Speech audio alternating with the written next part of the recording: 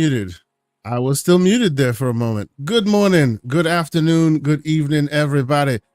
However you happen to be watching and or listening to this, I want to welcome you to a camless Everborn Saga and Kay Asante on this latest episode of the Gaming Circle podcast. I am, of course, your host, Mr. Kay Asante, TKO Asante on all the places we find ourselves. And, of course, I am joined by the one and only, the Everlate Saga. Good morning, sir. Can you hear me? What's happening? Oh, there he is. There he is. What's going on, everybody? How you doing, bro? I know we had a late morning this morning. What's going on with you? Oh man, I literally woke up maybe like 90 seconds ago. Wow, you're kidding me. No, I'll tell you what happened. Tell me. What's going on.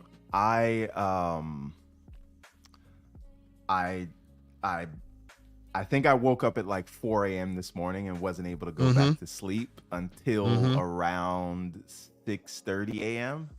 Oh wow, And then I wake up, look at the clock, and it's like 10:03. So ooh, okay. So it looks like I'm not the only one having sleep adventures. So I went to bed yesterday at 5 p.m. 5 p.m. Wow. Okay. Yeah, don't know what happened. Went to bed at 5 p.m. That's what happened. I don't know. And then I woke up this morning and my wife is like, you do realize you slept for like 14 hours, right? I'm like, holy crap.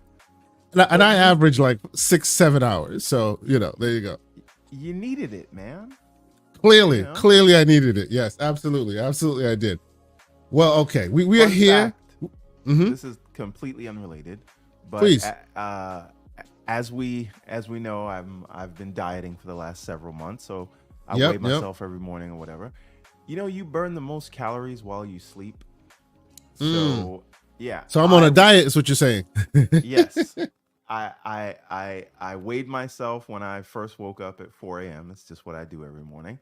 And then I weighed myself again as I woke up at 10 a.m. and I was 0.4 pounds lighter. So in other words, ladies and gentlemen, if you want to lose weight, go back to bed. That's what he's saying right now. You have to sleep. Yes. The body needed it. I needed it. And clearly you and I are on a weird sleep schedule situation, but that's not what we're here for. We are not here to talk the Gaming Sleep podcast. We're here to talk about the Gaming Circle podcast. So yes. I thought it was the Gaming Sleep Apnea podcast. Okay.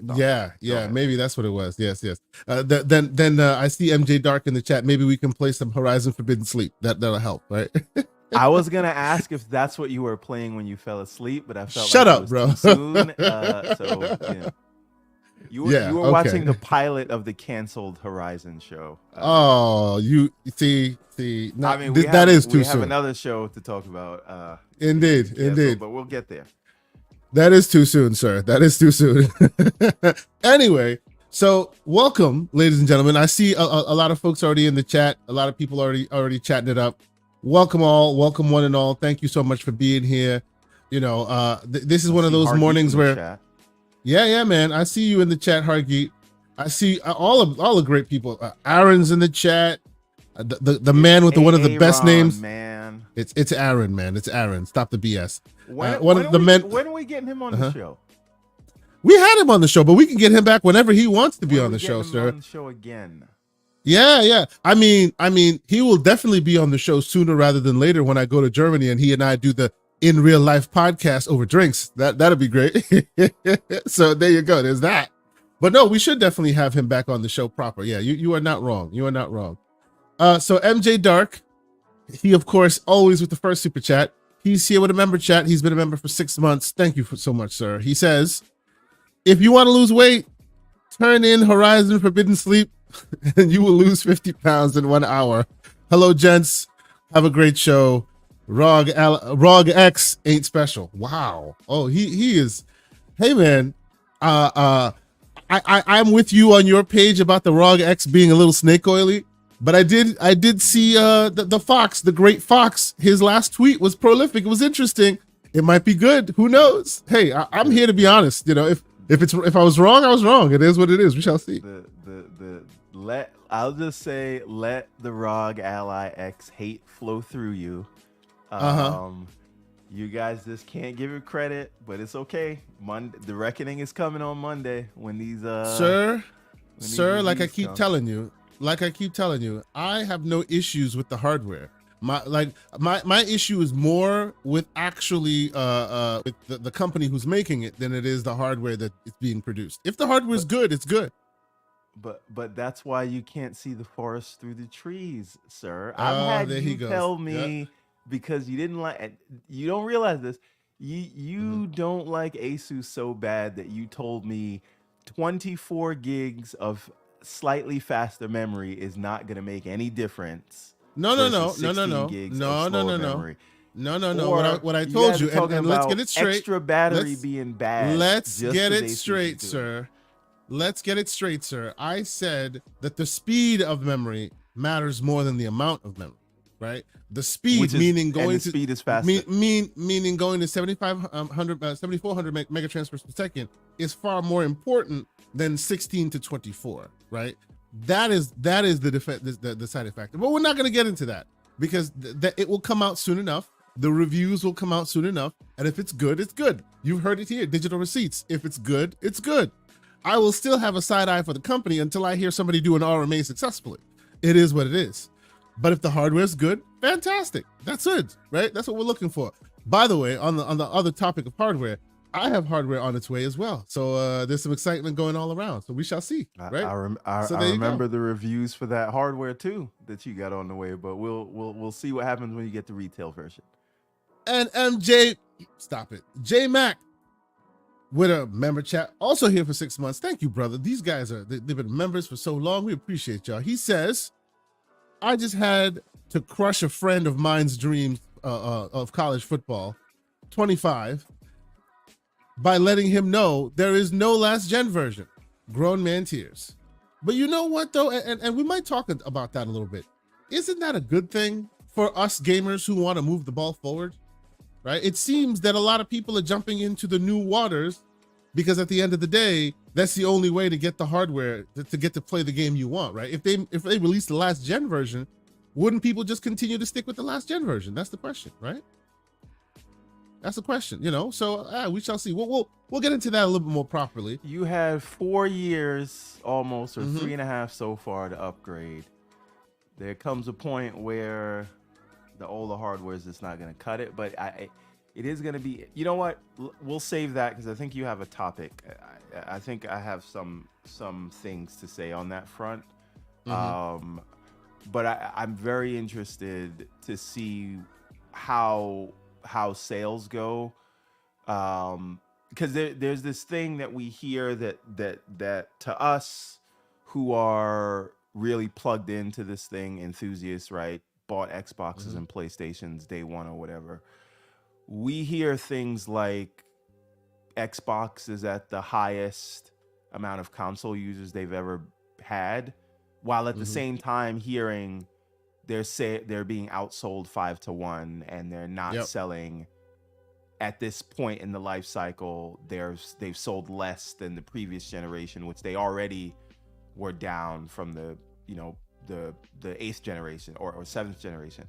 And so what happens is, like, the way that gets reconciled is the top 10 games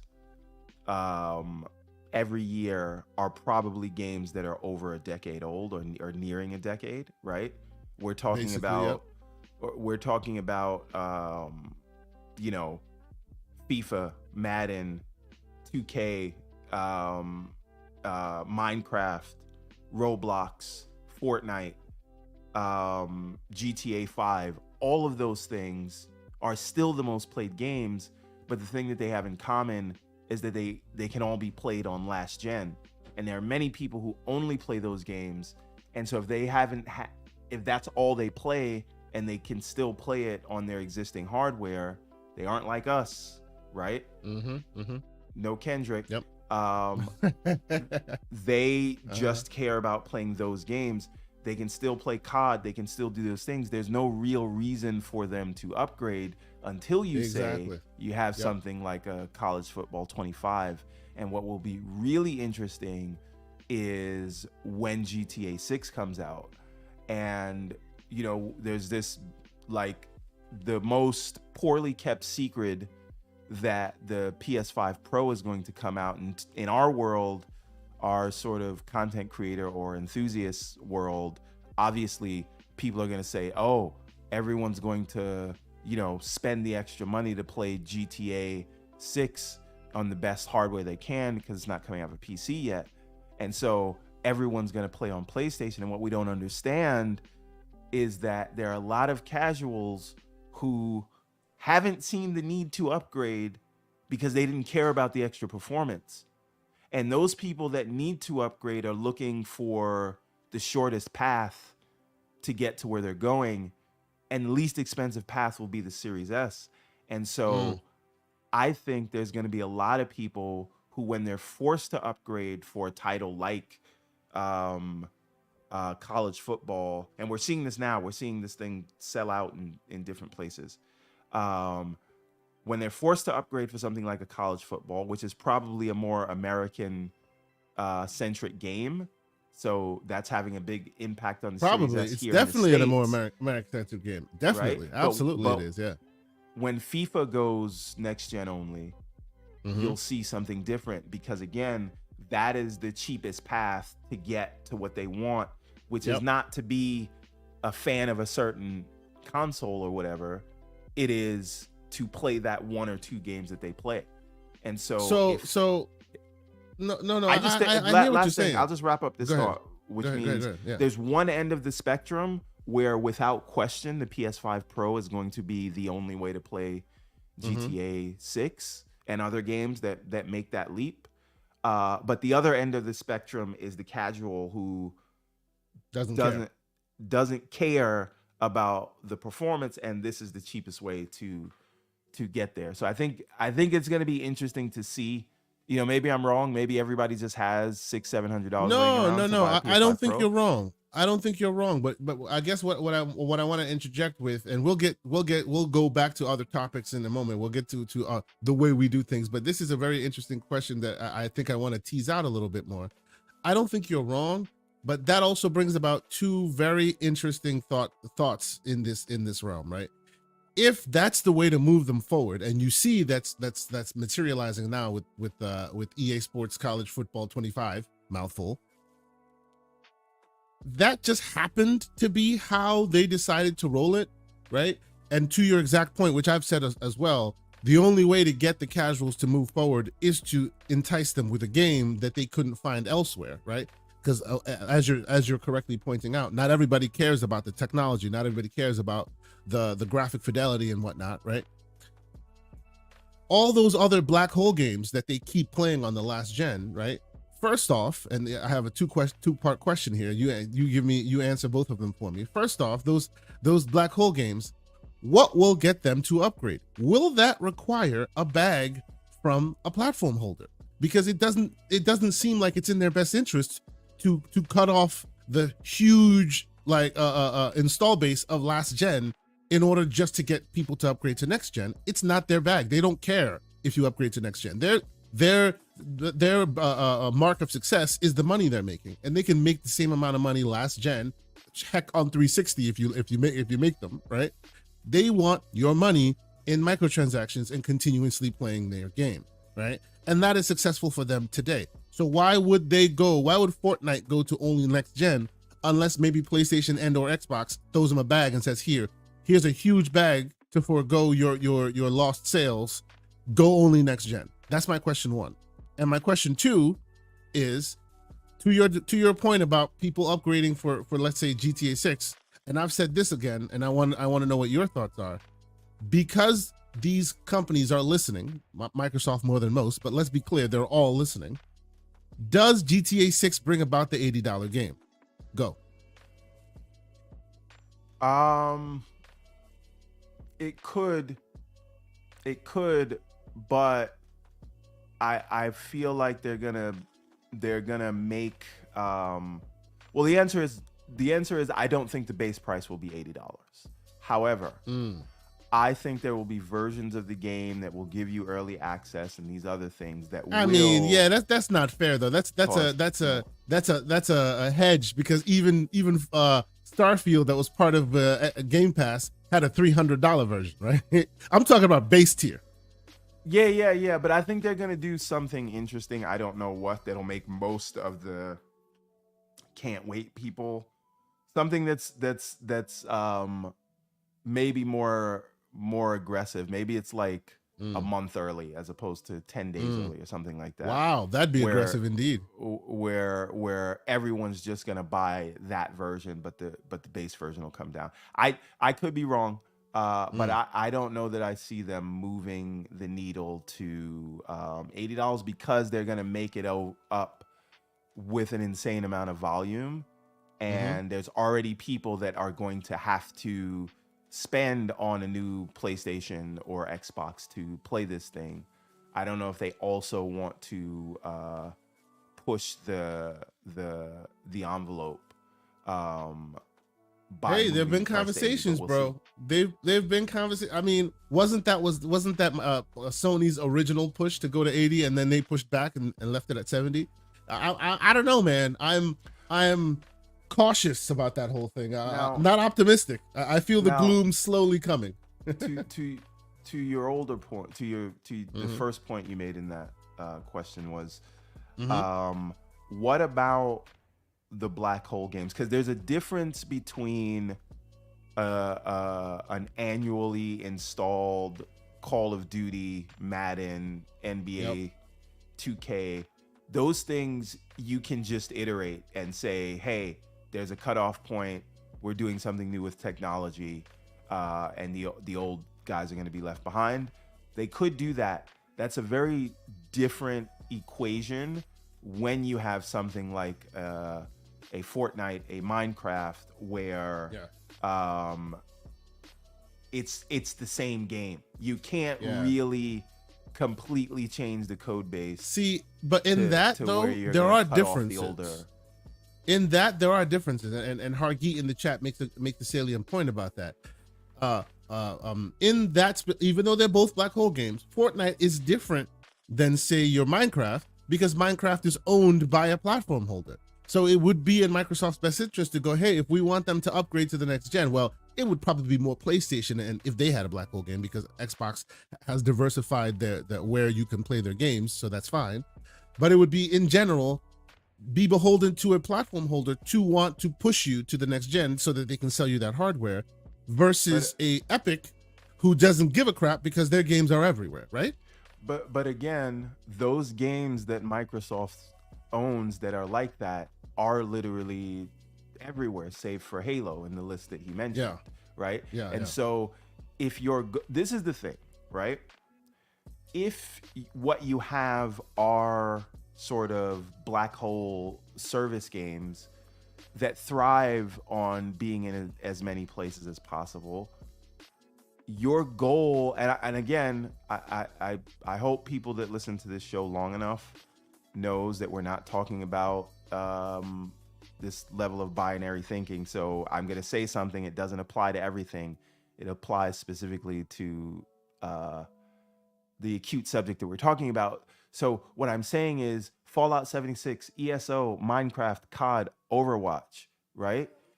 Limiting those to next gen only hurts what those games need to survive, right? Because you're saying you're going to have an update that is going to cut off, literally, even in the case of PlayStation right now, 50% of the users on PlayStation are still on PS4. And that number is higher or lower on the Xbox, right? If you were to say, well, just because I want to sell more hardware, I'm going to cut those people off for this type of game that thrives on microtransactions and monthly active users, you'd be cutting off your nose to spite your face. Now, and again, the business is not, I don't care who you are, the business is not selling more hardware. The business is getting more people into those service games. And that's so right, if you are a company like a Sony or Nintendo where you don't have those kinds of games, then yes, you need more people to buy your hardware because you need them locked into your ecosystem. But if your biggest money makers are the games that Hargeet listed, again, save for Halo, save for Gears, Because a Halo and a Gears and a Fable, that's to grow your platform Install and base. ecosystem. Yeah. A Minecraft and a COD and an ESO is to sort of grow siphon off all your microtransaction players. Right. Yeah. That's for your ARPU and your or average revenue per user and things like that. But growing your ecosystem, that'll be for the Halos and the Gears of the world. Yeah. I don't disagree. Unless you can't read a resume and you saw the word "or" and so you thought that must mean Gears E-Day is coming to PlayStation on day one. But that's a topic for later on, I suppose. Yeah. Yeah, that's right. So let's get back on track. I love this beginning conversation because it's been rattling around my brain for a little bit. I was talking about it with Boom on his show a couple days ago as well. The pending, the idea that the platform holders have to somehow get you to upgrade, right? And a lot of the black hole games, First Descendant being one of them now, right? You would think that maybe if they got a deal with PlayStation would hand them a big bag and say, hey, please don't put this on last gen, because they want to move units, right? But hey, that's the conversation we're going to keep having. Sith Lord, $2 super chat. Welcome, Sith Lord. He says Microsoft's problem made yesterday hell. Yeah, now I remember, Sith, you work at an airport, and for those who aren't paying attention, technically, would you call it Microsoft's problem? They were as much of a victim as most people, right? This is CrowdStrike, and some developers at CrowdStrike doing an update, which basically blew up everybody's machine, mine included. Woke up in the morning with a blue screen of death, and it took me some time to get back online. Did that affect you in any way, Everborn? Unfortunately, it did not. I was trying to, I logged in. I'm like, damn, Teams is working, email's working. I can get into the VPN. Damn it, I gotta work today. Yep. So let me tell you a quick story. No, because I am not, what I am not is a network engineer. I'm not an infrastructure guy. I'm a software engineer. So that, well, it could have still affected you. No, that's not what I'm saying. If it did you. happen, it wouldn't be my problem. No, it definitely wouldn't be. It would be like the SRE team's problem and middleware, those guys that manage the servers and things we have. That'd be their problem. And I'd just be like, well, you guys got to get this thing fixed. But sadly, sons of bitches. we weren't using anything that affected that. So I had to work yesterday. So on my front, my machine was on last night, the night before. So when the issue happened, it blue screened my machine and I turned it off, right? And basically and I won't get into the You just had to turn it off details. and on 15 more times and you'd have been good. No, that's not how it worked. So long story short, right? So it definitely affected me where it blue screened. And what's happening is CrowdStrike in the company that I work for, we use CrowdStrike to kind of authenticate us before you even get into the machine, right? So there's a top layer of authentication that needs to happen. Before you finish, tell this story. I got my headphones on. I'm gonna go make my coffee so that I don't fall You asleep first. Then I gotta go do. Then I gotta do the same thing. Right, You so first. Do a rant. But I'm listening. I'll do a rant, and then I'll do the super chats. All right, cool. So yes, I started the whole thing. Machine was dead. Long story short, so my wife is like, hey, this is a great opportunity to spend the day together. The kids are here. You're here finally. Let's go to breakfast. Halfway to breakfast, halfway driving to breakfast, I get a message on my phone because the phone, of course, still works. And it's also connected to the workplace. They're like, oh, yeah, we're having these issues. But, jump on your machine real quick. We'll tell you how to circumvent it and you get back to work. I'm like, son of a no. So yes, needless to say, I had to do a bit of this, a little bit of that, but I was able to get back online. I had to go delete something, and then yes, it got me back online, and I was able to circumvent that BS. But yes, yesterday was a little interesting. There were a lot of people who were complaining. A lot of people was coming after me because in my work, I'm the engineer. I'm the engineering team at the workplace. So if folks need access to certain things that in our operations team can't help us, they tend to, I'm the escalation point. So yes, yesterday was interesting. Sith, I know where you work. It was very interesting for you. I saw a lot of people at airports complaining their asses off. Apologies, man. It is what it is. CrowdStrike, they should get their hand slapped for that, but we shall see what happens there. But okay, let's move on. We have MJ Dark with another super chat, $5 super chat. He says, Everborn, the Dreamcast was better than the PlayStation, and how that turned out. ROG X is lipstick on a pig. ROG X is Sonic. CCP device is Mario. Yo, you gotta stop being that one-man band in the chat, bro. Now, see, the best thing about this MJ Dark is we can stick to the speeds and feeds and call it what it is, as it is, and then let the emotional gamers go get loose when their hardware eventually gets sad. So we'll see how that one turns out. You know what I'm saying? Now, Infinite Umbra, I don't understand what you see. I was in the middle of making my coffee, and I heard. Okay, here we go. That emotional MJ Dark, because and you can't. It's not even like I'll bring up the. By the way, I don't know if the chat knows when we say CCP, we're talking about the He's talking about Windows bespoke hardware vendors that are not okay at your Best Buy or your normal stores. Yes. What we're talking about is people who sell recycled parts, and they throw it together, and they sell Windows-based handhelds on Indiegogo. Recycled parts, that would be ASUS, sir. Okay. None of them have any specs. The only non-recycled part would be what do you call it, Valve. They're the only ones. So all the others do recycled parts. So we have been arguing in the chat because there's an irrational hate for the ROG Ally X specifically. No. There's an irrational hate for ASUS. Let's be clear. It's ASUS, but continue.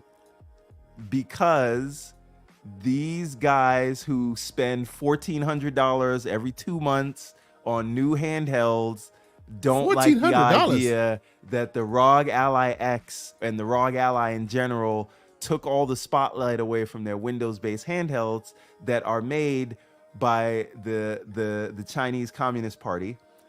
And oh my gosh.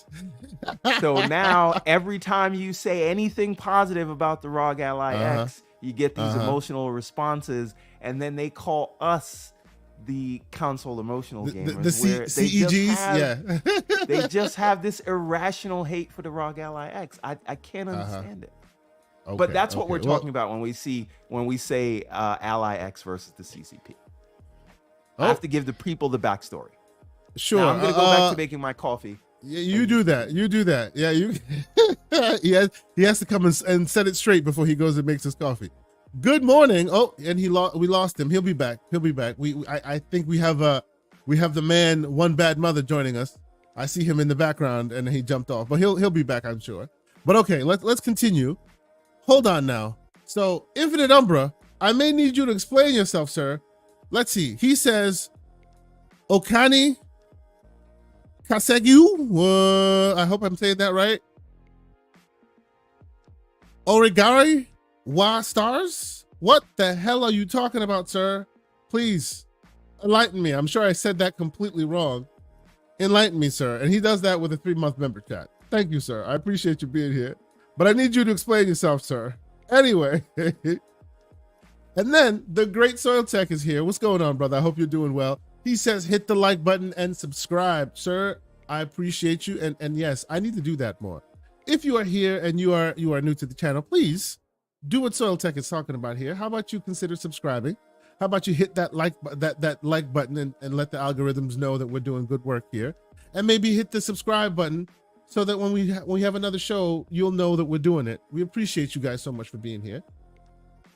And another member of the community, the great Drawn TJ with a $5 super chat. He says, hi guys, you will get through my long work day. It's going to be it's going to be 104 Fahrenheit today. Wow. 65 hours last week. This week, 58 hours. Damn, bro.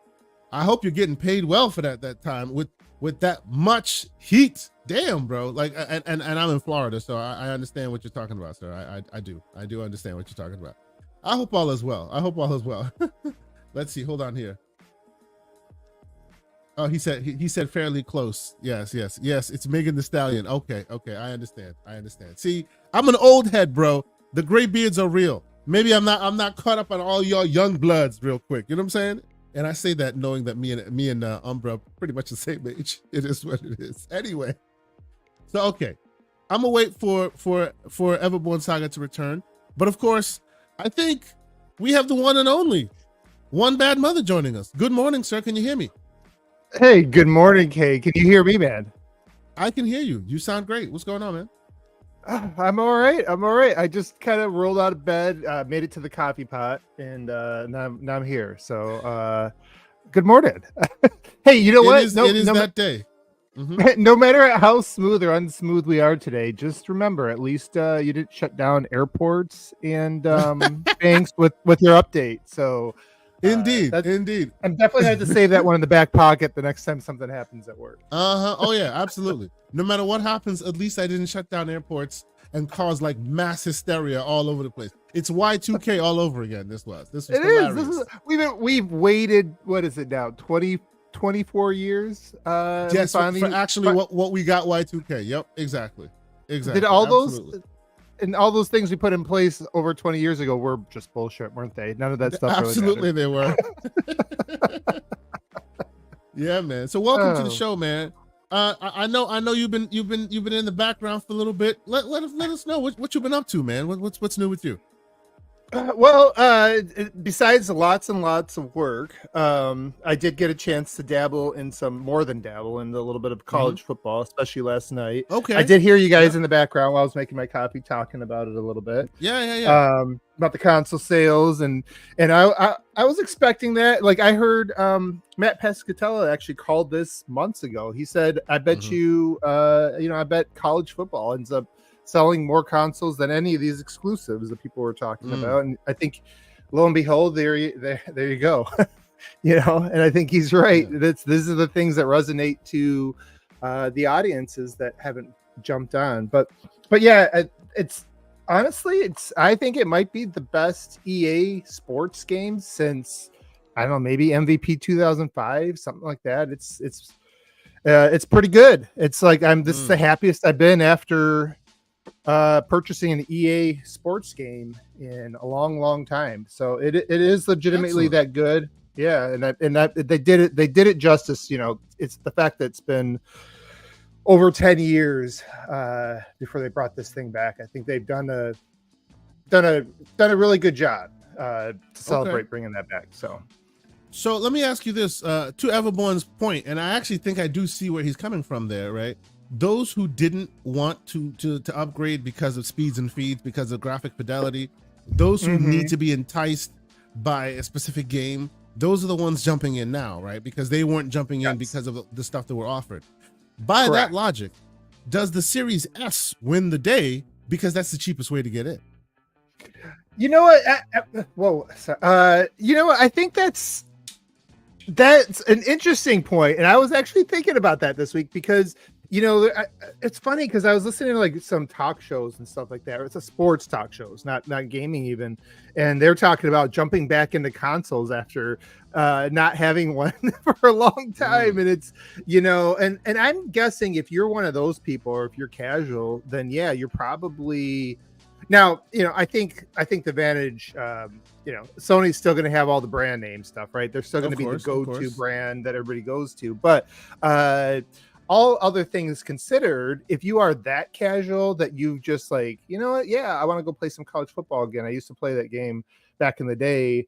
A Series S is probably that is probably a good avenue there. And yeah, like if you're somebody who's been playing on a 1080 machine or, and even last generation, we know that the PS4 Pro and the Xbox One X really were a small segment of the consoles out there. The people that care about that stuff generally upgraded already. So now it is legitimate. It is literally going to be about the games. The thing that I wonder, and I don't actually have this answer, but I kind of go back and forth on this because we don't see the strategies and things. How important is it for we'll say Microsoft specifically, because I don't know, we know less about Sony's thoughts. They're kind of just, I think they're just kind of starting to turn around a little bit with some of their thinking. But how important is it to get people to upgrade? Like we always we talk about like the console sales and how they're falling down and how important it is, and then you hear, but the active users is as high as it's ever been, and even Sony, for all their sales, have said that their active users are even with where they were last gen, but the difference is they're selling them more stuff, right? So I guess the question is, does that matter a ton if those gamers really aren't going to buy the single player next gen only stuff anyways, right? Like they'll probably upgrade when more when Call of Duty goes next gen only, and then when GTA's here. But is that going? It'd be interesting to see if that really does anything for the rest of the equation. I guess for Microsoft with Game Pass, it may, right? Because you got Call of Duty on Game Pass there. But I don't know. It's kind of an interesting thing. Like, how important is that even? Especially if you got another gen around the corner, and especially if they think, streaming could be viable to some casuals, and somewhere in the nearish future. I don't think they're there yet with the xCloud version or whatever they call it these days. But if they are going to be turning the corner soon, with an upgraded, servers and all that other stuff, with the next generation, do they care if people skip this gen and go straight from Xbox One straight into streaming or something? Like, I don't know. Yeah, that's where I was going, right? I do agree with Everborn on the fact that it would, like, presumably it would be advantageous for the console with the least buy-in cost to win here. But specifically with Microsoft and Xbox, since they've already diversified their content offerings across so many different platforms, would they really care? I mean, PlayStation 100% cares, right? They don't want you on PS4 anymore. They want you on PS5. So that's different. But Xbox, I'm not sure about. Firstly, good morning, Mr. OBM. How are you, sir? Thank you for joining us. I am good. Thanks for having me. Good morning. I was just telling what? While y'all are talking, I'll go do what you were doing, Everborn. Keep going. Go ahead. Yes, sir. But because we're not doing the sort of binary thinking, just because a company may be well diversified does not mean that they don't care about a specific area, right? And so what does that mean? We think that because in this community, we think, well, because you're trying to speak to a broader audience, because you happen to have some very high profile third-party games, that must mean you don't care about your home platform, right? Because as the one and only Talladega Nights said, if you're not winning, you're losing, right? If you're not first, you're last. And so, although we did learn at the end of the movie that he was drunk when he said that, but anyway, sure. That saying was most of the people that we talk to on the timeline are drunk as well. So yeah, they are. They have kind of tracks. But just because you're trying to maximize your reach with certain titles does not mean that you don't care at all and you don't want to grow. And it comes back to, they've got their ecosystem. They are trying to grow that while also maximizing the amount of users they have for those several black hole games that they have. So I just don't think it's fair to say because they are doing this multi-pronged approach means they don't care about one of the prongs. Like we hyper care about one prong, right? Like we're super focused on that.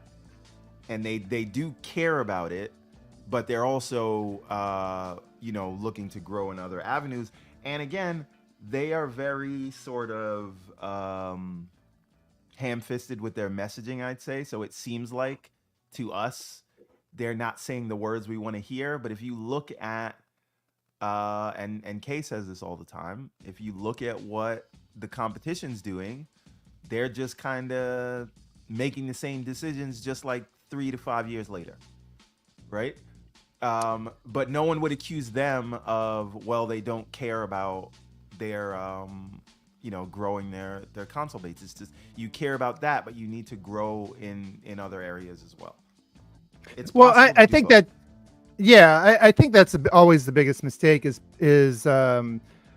like the people look at it. Yeah, you said it. I think you said it well with the binary. It's like it's all or nothing. It's like you're either all in or you're all out. And to to give to kind of acknowledge some issues with their approach. It's almost like, I don't know why I always do this. I equate everything to sports metaphors, but like if you're a coach, right? Usually you pick a system. You don't say, "Hey, we're gonna be every system in the league." Like if I'm an NBA team, I'm not going to try to be the Golden State Warriors, the old Chicago Bulls and run the triangle offense. Like you're going to pick your system and master those systems and those philosophies, and then try to impose your will on the other team. And I think it's a lot of the same thing in terms of business, where generally you're going to kind of focus if like that whole jack of trades, master of none thing, you try to focus all your efforts into one area and impose your will, kind of dominate those areas. It's very, very difficult to kind of be the jack of all trades and do it extremely well. I think the issue Microsoft usually runs into is that with their philosophies, they want to they want to be the disruptor. They want to like lead. And that's kind of like Nadella's whole thing is like, if we're not going to be able to have that kind of influence on a market, why are we even in the market? Kind of and that's why they closed down some product lines in the past, where they just thought, hey, we're just chasing everybody, we're not really adding anything to this industry. And so when you're kind of the leader, it takes a lot more focus and effort to kind of look at those new areas or where the potential future opportunities are. And so like what an established company like Sony is doing, and they're not alone in this, is hey, let somebody else kind of pave that road, and then we'll move over when it's paved and it doesn't take as much effort to do that. And we saw that same thing happen with Disney, right? Like Disney was like like they didn't even want to sell us their movies on freaking VHS back in the day, if you remember that. Like Disney Vault. Yes. The Disney Vaults. And now here they are putting their movies from the theater on their streaming absolutely app. Yep. So you see things can change. And I think if you feel like and this could be a risk with Sony, because I don't know if their brand is as powerful as Disney. Like I think Nintendo could do that. Like Nintendo can wait and probably has the nostalgia and the IPs to move over to whatever paradigm whenever they feel like it. But I think really what it comes down to in those situations is IP. But yeah, moving back to what you were saying though, I'm off on all these tangents because I'm waking up with coffee and everything's just going on at once. Go ahead. Well, let me bring you back home, OBM. Mm-hmm. The thing is this, and I said this when we first started this show. Kay, you will remember this. I believe that the concept of generations died once the console manufacturers went over to x86. I don't disagree with you on that. We've been saying that for a minute. Yes, sir. I think we're kind of on the same page. Because we are now in a world of min spec. Consoles are marketing terms, not technical, actual specification, bespoke hardware anymore. But again, it used to be where you had bespoke hardware and people had to kind of lock in and then pick a lane, and we're going to develop, Power PC, cell processor, and then before that, whatever the OG Xbox and the PS2 were using the Emotion Engine, and then you had what the Dreamcast was doing. OG Xbox was using Windows 2000 with Windows Embedded. Right, but they were the only ones doing that at that time. Right? Yeah. And if you they also put it on Dreamcast, Windows CE. They put it on Dreamcast as well. But yes. Right. Which is why so many ports came from the Dreamcast to the OG Xbox. But the point is, at that time, generations kind of made sense. We're completely updating the hardware architecture. Now you're just getting bigger numbers of the same thing. And this is why you see nearly every game that comes out on console also comes to PC, because the architecture is so similar. And that started with the PS4 and the Xbox One, and now it just continues. So it everything again is always going to go to PC because it's just a matter of profiling at this point. And so we'll just get to a point where when you sell enough of a specific configuration, then you can make games that just target that and higher, and then the oldest one will fall off. Just like your phone, it'll be a certain amount of years old and it won't get the latest iOS or Android update because they only go back so far. Yep. And that's really what we're moving towards. So it's not like you're going to sell hardware over time. And so this is why I come back to it. Sony can tell you we have 100 and whatever million monthly active users because half of them are in PS4. And this is why Xbox can tell you, well, we have more console players than ever because half or more than half of them are on the VCR and they're still playing every month because they're playing FIFA, Madden, and these things. So but again, all our journalists and everyone else on the timeline only looks at things and says, well, you sold 27 million and you sold 50 whatever million, therefore that's all it is. And it's not so simple because again, the business is selling the software. Right. That's the business. I don't care how you look at it, right? Whether you use and the it hardware seems like to lock console people players into, it seems like console players forget that sometimes. They think the business is selling the consoles, and it's not. If they could sell you the games without the consoles, they would, because they take a loss every time they sell you a console. They want to just sell you the software. And you can take it a step further, and this kind of goes to some of the topics we've had over the last few months. But if the only thing you do is buy a console, and they sell it to you at a loss, let's say, Microsoft sells you the Series X at $400, you're somebody who's, mostly a PlayStation game, and you're like, Fable looks good. I used to be on the 360. I'll go ahead and pick up this deal, and Microsoft loses $150 on that. And then you buy Fable. You don't subscribe to Gold because you play, PlayStation's your primary platform or whatever. And maybe you buy a couple games over 3 years, or maybe you buy Fable and a couple games that are really cheap on sale, and you spent like, let's say you barely spent that $150 back.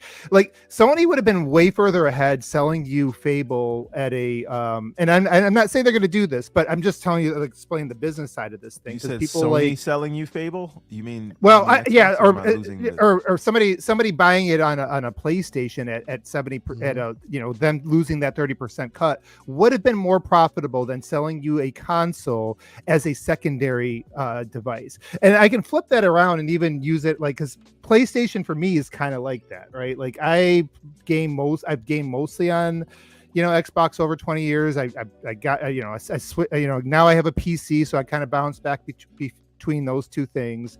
PC a bit more these days, but my PlayStation usually I bought the digital when it first came out, and I know they were selling that at a loss at the time. I don't know that they've really made that much money on me, right? Like if they would have sold me a couple copies of their games on Steam, they would have been more profitable than they were selling me that console. And now I have to decide, do I want to just kind of go over here, leave my friends list, use the controller I don't want to use, so I have bought a couple games there, but I probably would have bought more if they were like day one, right? On the PC. And so these are the things people are struggling to understand, and both, the audiences for both PlayStation and Xbox and the media doesn't really understand, I think, the business models in it. And that's fine, except that they talk about the business so much, but they don't seem to understand that aspect of it, in that a console sale is not, it's not even a really good metric by itself. Like you really, the reason why the number of active users on the thing is really a much better metric is because those are the people that are actually profitable and spending that month, right? They're the ones you assume are, you know, buying the software or at least engaging in these games to build up the communities where people spend money in those communities. So, you know, like the active user is much more important within the ecosystem, assuming that it's the same ecosystem. I know like sometimes there's some fluff if you're trying to bring in the PC stuff because it's not really a accurate representation of what you have in console. But at some point down the road, whether you are, you know, if you're accessing the entire ecosystem through the cloud, for example, down the road, that is as valuable as somebody who's on a console if you're still spending the money, right? Like it may not be as good of an experience, but if you can get people buying NCAA football, you know, through cloud down the road, or, you know, buying GTA skins through cloud down the road, you know, that stuff's going to be as valuable as if they were doing it through a console, which most of the time they're going to lose money on the console. And so, yeah, I think that just kind of brings it back. That's why I always wonder, it's like, okay, yeah, that's cool. You know, it's cool that Microsoft sold some more Series S's, but their active users might still be exactly the same.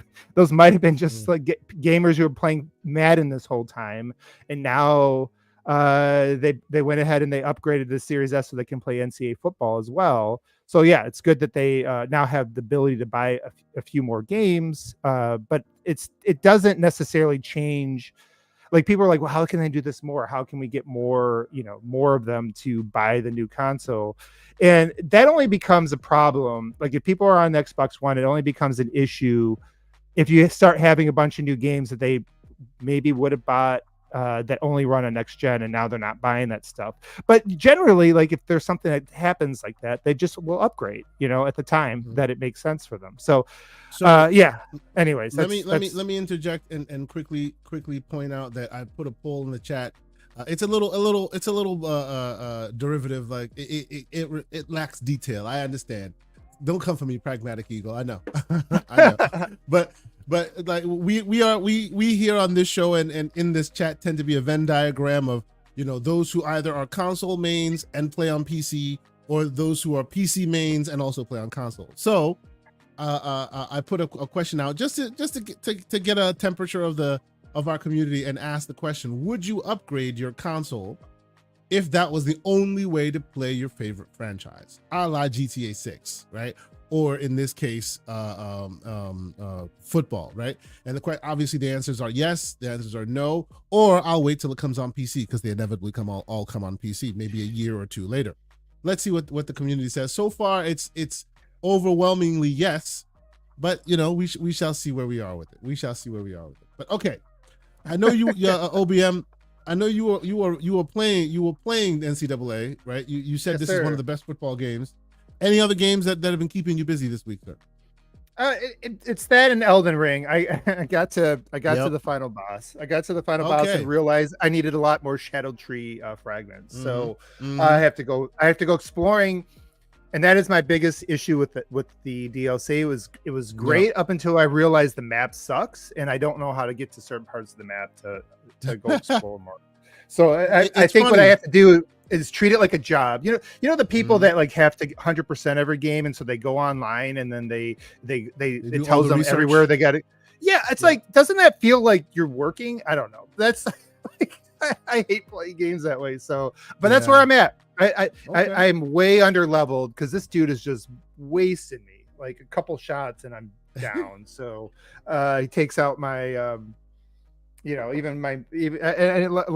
don't have any pride here. You know, I bring my what is it, my mimic tier in there into the battle and everything. He gets wasted pretty quickly. It's a mess. So that's where I'm at. Those two games are what's got all my time right now.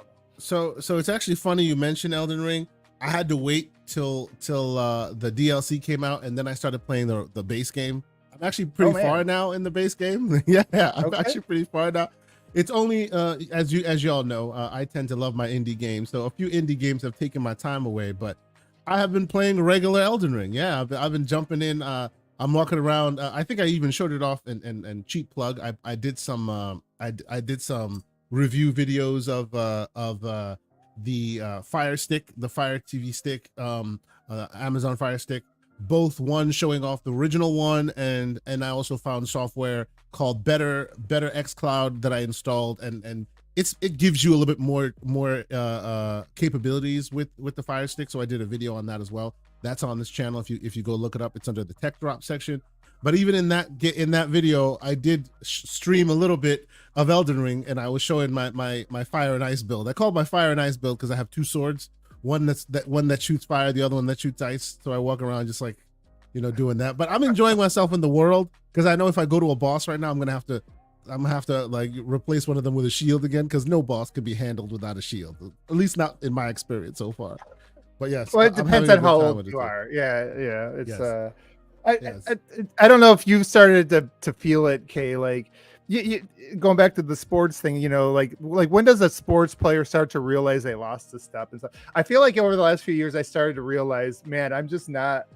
I used to have some badass skills, man, and now I'm carrying my big shield, mimic tier, like here and there. It's like I got no pride. It's about outsmarting the game. It's changing. Oh man, Mr. Everborn Saga Star, how about you? Yes, I know you've been building games. You've been getting your port on and all of that. Did you have any chance to play any games? I played quite a few games. Only for real a few quick, minutes each. Let's quickly call out the great Luke Lore. He's in the chat. Shut up, sir. 40 was some years ago for me. Don't do that. 40. I wish I was really good when I was 40. You got no excuse, right? Luke. Right? You lucky still, bro. Calm down. Welcome. I'm sorry, Everborn. Go ahead. All right. So I could have kicked some ass at 40, but anyways, okay, keep going. Since 40 was the good old days, right? But cherish it. So since you guys know I'm back on the wagon, working on the game again, working on the port of the 2015 game. We're bringing it to new phones and Steam and all those places or whatever. Nice. But I have been playing a bunch of 2D platformers on Steam because a lot of them went on sale. Yeah. So one of them is 30XX, which is basically 30XX. Okay. Yeah, or it's 30XX. I don't know how they want you to say it, but okay. It is. Oh yeah. Okay. It's a Mega Man style game, like through and through, because Capcom won't give us a sequel to Mega Man, so it's left up to other people to do it, like that game Berserk Boy. But yeah, you look at this and you see all the Mega Man roots, and it's very cool in what they're doing, and it's no slouch either. I mean, you're watching it on screen. I'm sure he'll shoot the arm cannon soon. But yeah, I really enjoy it. I love the mechanics, and I might steal some of them. But but it's so what you're doing is what you're doing is you're playing homework right now. This is what you're doing. You're doing some homework. Yes, this is all homework. I understand. It's just like Elden Ring's a job, right? These games are homework. So then the next one, again, very similar to Mega Man, is Gravity Circuit. And what makes that one different is there's a grappling hook mechanic where you can swing onto anything, and they do some very cool platforming mechanics on that. And again, I'm only a few minutes into each. The next one is Lords of Exile, which is like, this is like NES and Sega Master System level. Like, it's not even 16-bit era. It's like you have it's like it makes what's the name of this game? Anyway, there's basically, it's like Altered Beast vibes. Like you look at it, you look at the style, you'll see when you're playing it, but like it's super old school. Even yeah, you can see this. Oh yeah. Absolutely. This takes me back, even though I've never played it. This is amazing. Right. So this one I tried out for Oh, a little bit. Story's actually pretty interesting too. It's like a Mhm. revenge tale and things like that. I love the rain. Uh, It reminds me of yeah, Shadow yeah, yeah. Dancer. I don't know if you played Shadow Yeah. Dancer. It reminds me of Shadow Dancer. Yep, I I- did on the Genesis, right? Yes, It, sir. it rings a bell. I think I'd have to see Shadow Dancer to tell you. It's if I great. played it. It's great. I love it. Like it's a ninja It's like a story. Shinobi. boy and girl. It's a It's Yeah. Isn't it exactly. like a Yes. yeah, Shinobi spinoff Yes. or something. Absolutely. Yep. So then I moved on to Soldiers. That's like with a soul, SOUL. DIERS. That one has a very, it's actually a very intriguing story. I just got started on that one right before bed last night. It's probably why I slept so late today, but that's neither here nor there. But that's another interesting It's more like a Metroidvania, more so than a Mega Man or an old school, NES Genesis kind of game. But very Yo, Mainland. You guys just made me feel very young. Thank you. You're welcome, sir. That's what we're here for. Yeah, I'm glad. Yeah, I can make your day. You're welcome. so Now get off my lawn. yeah. Exactly. Exactly. Yeah, so this is very interesting. I like the visuals and the art. They put a lot of work into that. Yeah, it looks that way. And again, like I said, it's more of a Metroidvania than the other ones. And then there are two more games, but I can't really speak on them because one I didn't start yet, but I downloaded it, and the other I played for maybe 20 minutes, which is Flintlock has not been started, but it will be later this weekend. Yeah, I need to start that properly too. Dungeons of Hinterberg. You know I what? started that I one. was about to download that thing too. That does look. As soon as I finish off Elden Ring, that's going to be next up. That and the new Path of the Goddess both look really cool. Like they dropped a few new games into Game Pass that are really interesting. And then I also heard something really good about another game that was like a new studio. It's not on Game Pass, although you get a little discount for it. It's like $20. God, what was it? Never Say Die, or I don't know if I'm getting that right, but Nobody No there one was wants another. to die. Nope, nobody wants to die. Yeah, Yep. I've heard really good things about that from everybody who's played that as well, and that's like a 6-hour narrative-driven. Really, from what I've heard from people, it's really unique. That it doesn't really rely on a lot of action, but it's really immersive. So, and it's a first-time developer, so I'm really curious about that game as well. So there's the problem these days is there's just like I have like what I call like my on base, like batter's box kind of thing for all my next up games, and that keeps getting loaded up, and I'll never, if they stop releasing games for the next 5 years, I'll never really probably get caught up with everything I want to try. To that end, this is a Graybeard talk, but which all our conversations tend to be. The way my schedule is set up, I probably have an hour to 2 per night that I'm stealing away from my sleep that I can game, right? And so that's 7 to 10 hours per week that I can play a game. So if a game is 40 hours, if a game is 100 hours, we're talking about months, right? and this is why the moment I get to a game that feels like it's wasting my time, you're banished to Shadow Realm. I can't do it, right? Yep. And I need people to come with their A game, and this is why. And this is not saying like, oh, I only want to play like big AAA games. I rarely play those. You have to be like the best of the best in AAA for me to even look in your direction. But for me, when you say a 6-hour game, I'm like, let's go. Yep.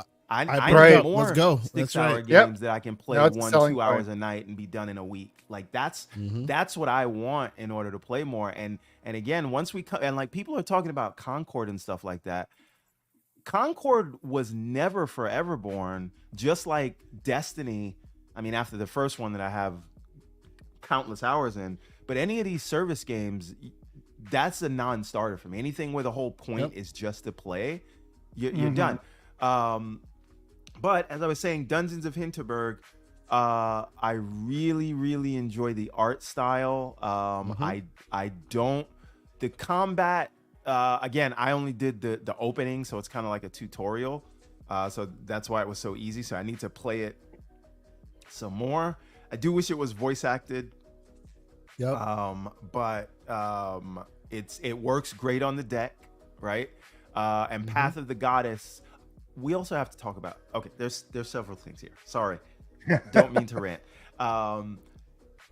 The idea that Game Pass in a single week would release Path of the Goddess, Flintlock, and Dungeons of Hinterberg, which to me all scratch the same itch, which is action, melee focused, single player games, right?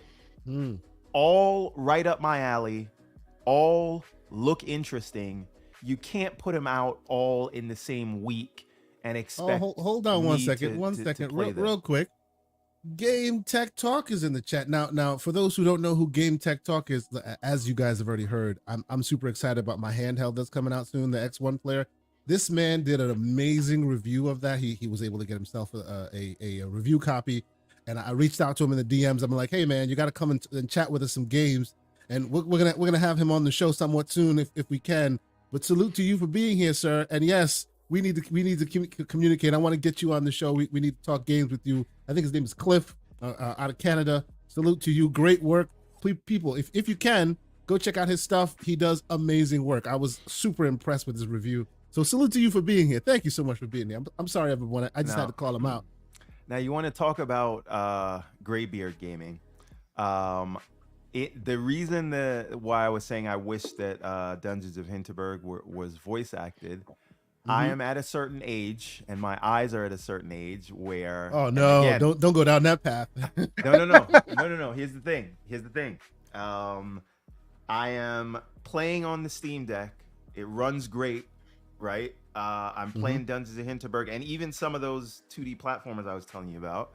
When I'm reading all that text in the dark, playing on the handheld, my eyes begin to hurt. Actually, hurt. I understand reading that text on a screen. And so I used to be able to just say, I'm going to put on the glasses that I use for work. The bifocals? Go ahead, say it. The bifocals. Actually, what's funny enough, the glasses they're not, my sight is good, right? Like 20/20, but it's the blue light that hurts my eyes because I look at a screen all day. So I have prescription lenses, but they're only to kill the blue light. They're not to make anything more legible, which is weird. For now, the site's gonna go. But this is a new thing that I'm noticing. I read text in RPGs and stuff, especially like the old school ones, like Sea of Stars and things like that.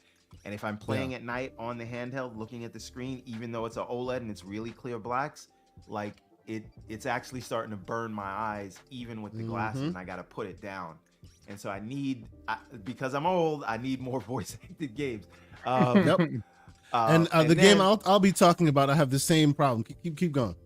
And then so I play that. It is interesting. The combat is, I thought it was gonna be like Zelda, but it's more like with Dungeons of Hinterberg. Like the art style is Zelda-ish, cell shaded 3D. The combat style and I didn't expect it to be. It's not as robust as a Zelda game, but still serviceable. But they do lock you off into areas when you fight, right? So it's like it's not like just full open world, go anywhere. It's more like an open zone, and then when you get into a combat situation, there's like a barrier around you, so you can't leave the combat zone. So we'll see. I'm gonna come back to Dungeons of Hinterberg, and then we'll see. I don't think the Steam Deck is gonna run Flintlock well, so I'm gonna wait till the ROG Ally X comes on Monday. Actually, sir, you will be surprised. I actually tried the demo. I tried the demo of Flintlock before it was the final build, and I was shocked at how well that demo ran on the deck. So you would be surprised, sir.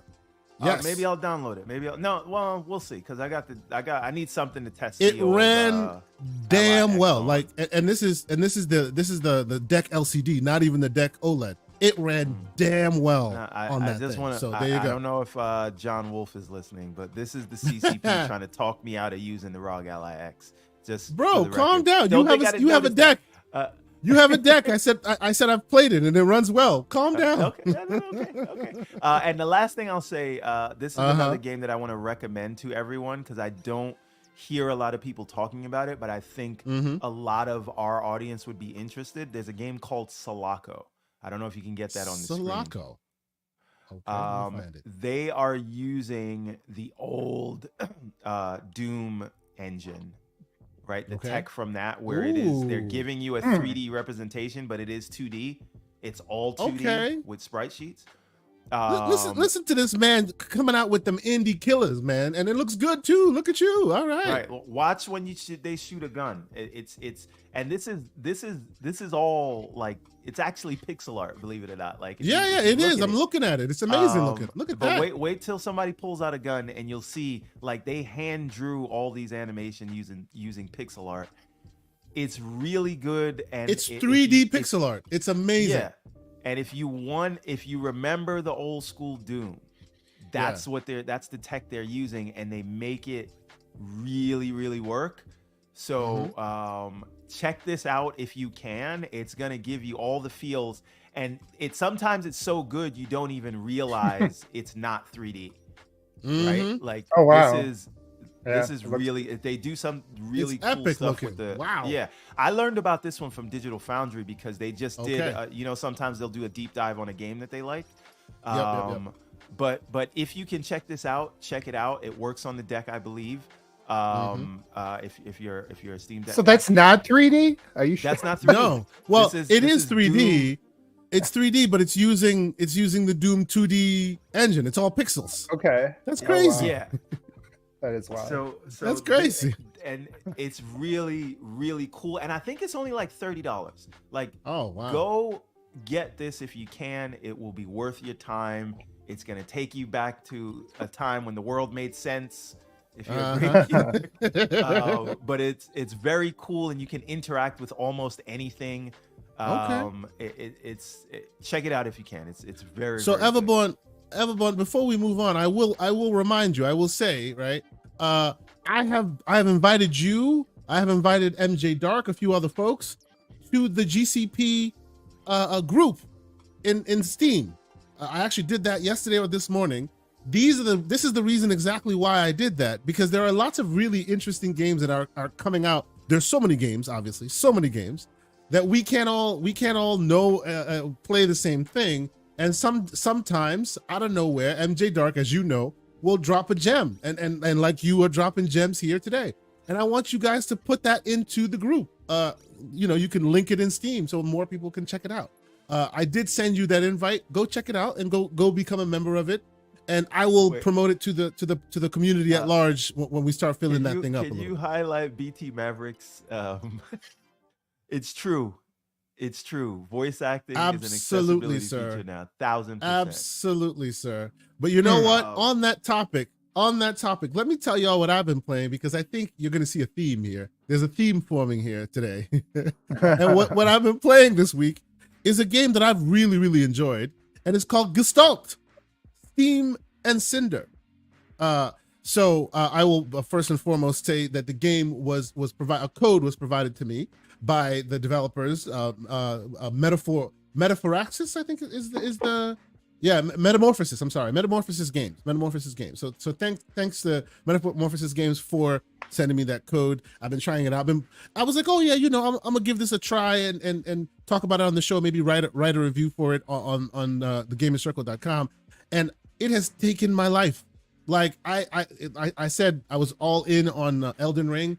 I stopped playing Elden Ring because of this game. Now, the reason why I did is because I know this is a short experience, right? Beginning, middle, and end in a relatively short amount of time, so that I can go back to the world exploring that is Elden Ring. But this game is awesome. I love this game. It is so good. So good. The elevator pitch for it is that it is a 2D side-scrolling Metroidvania. And Wow. basically, it's like, I would also add RPG in there because it's got a lot of RPG elements as you go. So you there's a big narrative, there's a huge lore that they delivered to you, and basically the what keeps me going in this is the combat system. It's got very interesting combat with a good dodge. You're adding more and more combat systems to your arsenal as you go along. You're this redheaded in this world that you're this redheaded. I guess you could call it a bounty hunter. Like she walks around. She's got a gun. She's got a sword, and they tell you. And of course, they're doling out the story as you see right now. They tell you about how the world used to be, and how they needed to don this power and this armor in order to defeat this big bad. And in order to do that, they themselves became corrupted, and now all those who donned that armor are now considered big bads themselves, and now they're threatening to corrupt the land. It's a big, deep story with lots of ins and outs and lots of twists and turns.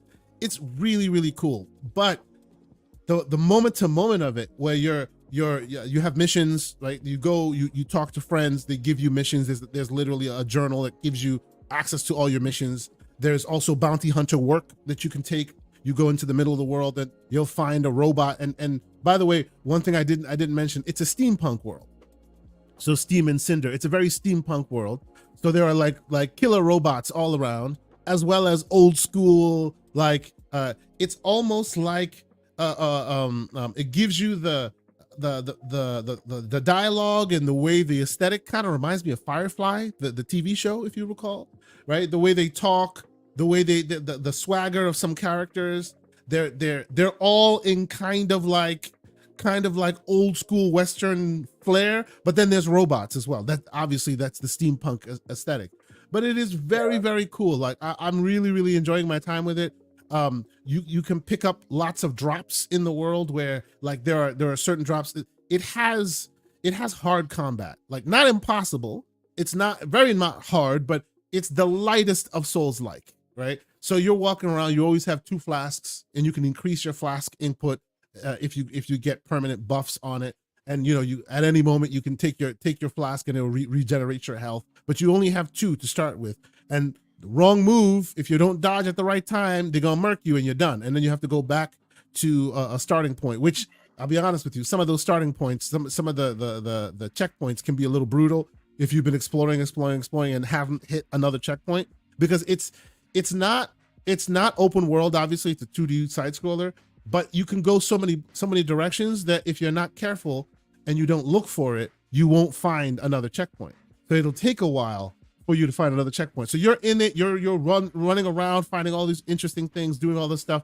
And if you get hurt, you're going all the way back.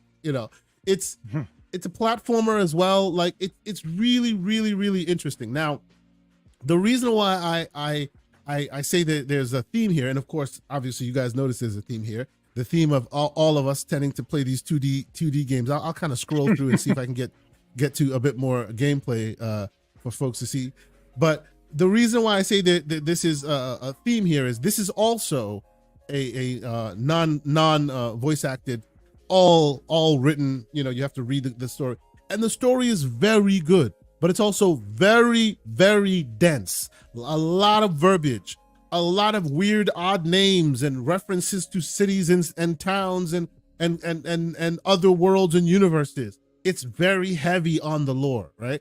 And sometimes you're looking at this back and forth This for some sounds like a time. Brandon Yeah. Sanderson novel. Kind of. I'm familiar with the Kind of, Stormlight yes, Archive yes, with the yes, armor yes. and the things Yes. like that. That's okay. Yes, and that is, if I have criticism so far, that is my criticism. Like, because it's not voice acted, you spend a lot of time in this view that you're looking at right here with two folks chatting, right? See, so this is the first time you hit that. What you saw there was they use that as checkpoints, but the first time she touches one of those things, it shoots her to a previous world or a different world, and she doesn't know how she got there, and now she's going to discover it. It's such deep Is there lore. Is there any RPG elements? Like this thing on the surface looks so RPG. Like, many without- RPG elements. Yes. Okay. Like That's so you're growing your level, your weapons are maturing, your skill set is growing through time. There's a huge RPG system. Yes, it's a big mashup. Yes, absolutely it is. They shot their shot with this one. It was really ambitious in their thoughts. You know. Go ahead, Everborn. You were saying. I was just back to my old man eyes. When you tell me all of this text and lore, I don't know if this is gonna work for me, because it's not voice acted. But see, this is the thing, right? What I will tell you is, if this game was not as good as it was, I may not spend as much time in it, because there's a lot of lore to read through. There's a lot to understand, but I'm really enjoying it. Both the story is really good and the actual gameplay is damn good. Is great. It's great. When she's walking, just the hair animation alone, it's like, oh, chef's kiss. It's so well done.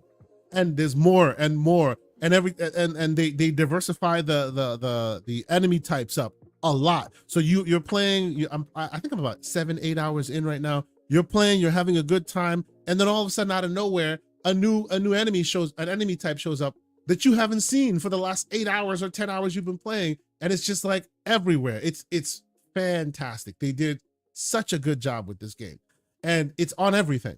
Just so you know, it's on everything. Old school. It's on your Switch. It's on your PS4. It's on your Xbox. It's on Steam. I got a Steam code for this, so it is quite good. It's called Gestalt. I love that name. It's called Gestalt, Steam and Cinder, and I got a code for it, so I appreciate them providing me that code.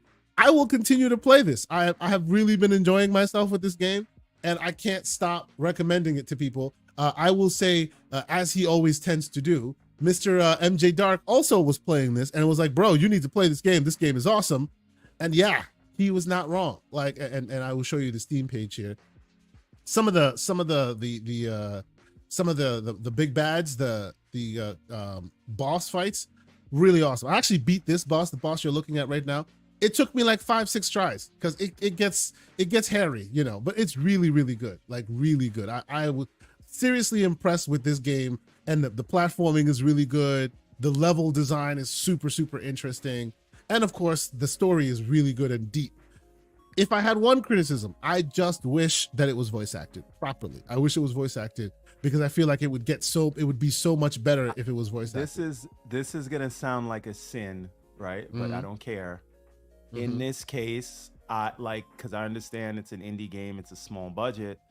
Yeah. Maybe like the AI can be expressive with the voice. Hey, I was thinking about it. I didn't want to be the one to like start that I said part of the show. I was thinking about it the whole time you said nobody's that, gonna get the work anyway, and so it's not taking the job away from anybody.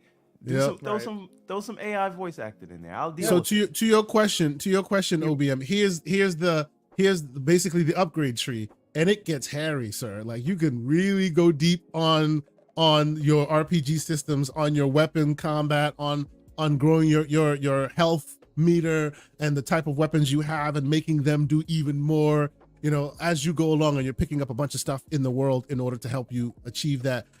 There are stores you can buy, you know, different either consumables or permanent upgrades. It is quite good. Like, I'm really enjoying it. I just bought it.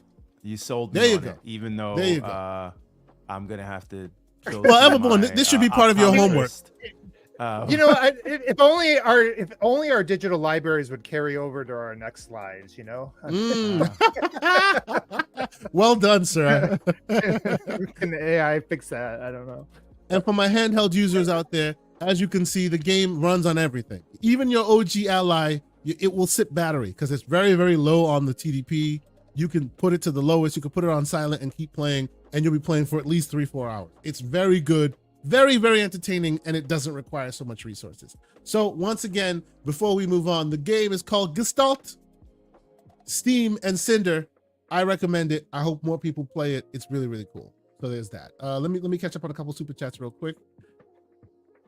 Now, of course, whenever we're talking graybeards, the OG graybeard here is in the house. Sir X-Men himself. He's been a member for 1 month. Thank you so much, sir. He says, I will always play my new Xbox and on my PC. Facts. There you go. See, it ain't gotta always be one or the other. You know, maybe you want to play. You know, some games are better here, some games are better there. I actually want to play. I want to play the Dungeons of Hinterberg on the Xbox. I have a feeling that the Series X and S will make that game shine.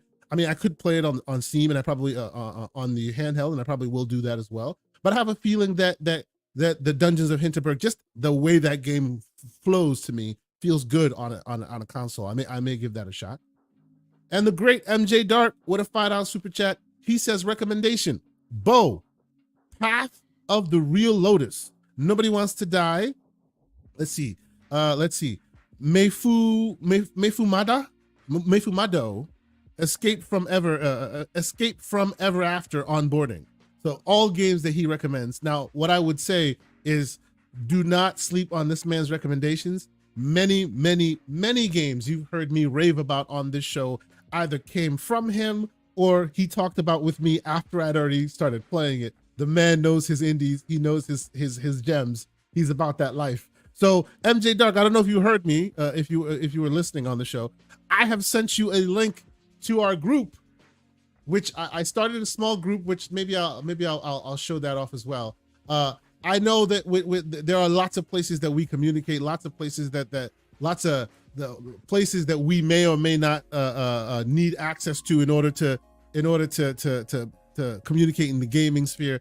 I also created this group some time ago, but I haven't put too much energy into it. It's the GCP and the GPG group, you know, a group where anybody plays any of these gems, any of these interesting games that you may or may not necessarily have heard of. You know, you put them in here and you can, you know, more people can get access to it. More people can discover it. More people can listen to it, watch it, get an idea of what games that we have been keeping us busy. So I figure, you know, I'll put this out there and let more people find it. So right now, I've populated the group a little bit. You'll see some of my recommendations in the libraries and whatnot. So, you know, these are the games that I have populated, and I put a little bit of a blurb in there. But if you guys have a chance to, and this is for anybody in Steam, you know, join the group. Let's have a chat. And I hope more folks can put these indie gems that you find in here, so I can have more games to play when I'm looking around and saying, hey, what's the next one I want to play? You know, I figured this might be a great way to do that. So thank you, MJ Dart, and thank you for your recommendations as usual. MASH gifting 10 more memberships. This man is prolific. Thank you, MASH. We appreciate you for being here. We appreciate all your support. Always gifting great amount, being supportive. He's actually gifted a bunch of members and a lot of the great shows that we like to watch. You know, a lot of the great communities that we consider ourselves a part of. So thank you, Mash, for being here and for doing that. Always cool. Thank you so much, man.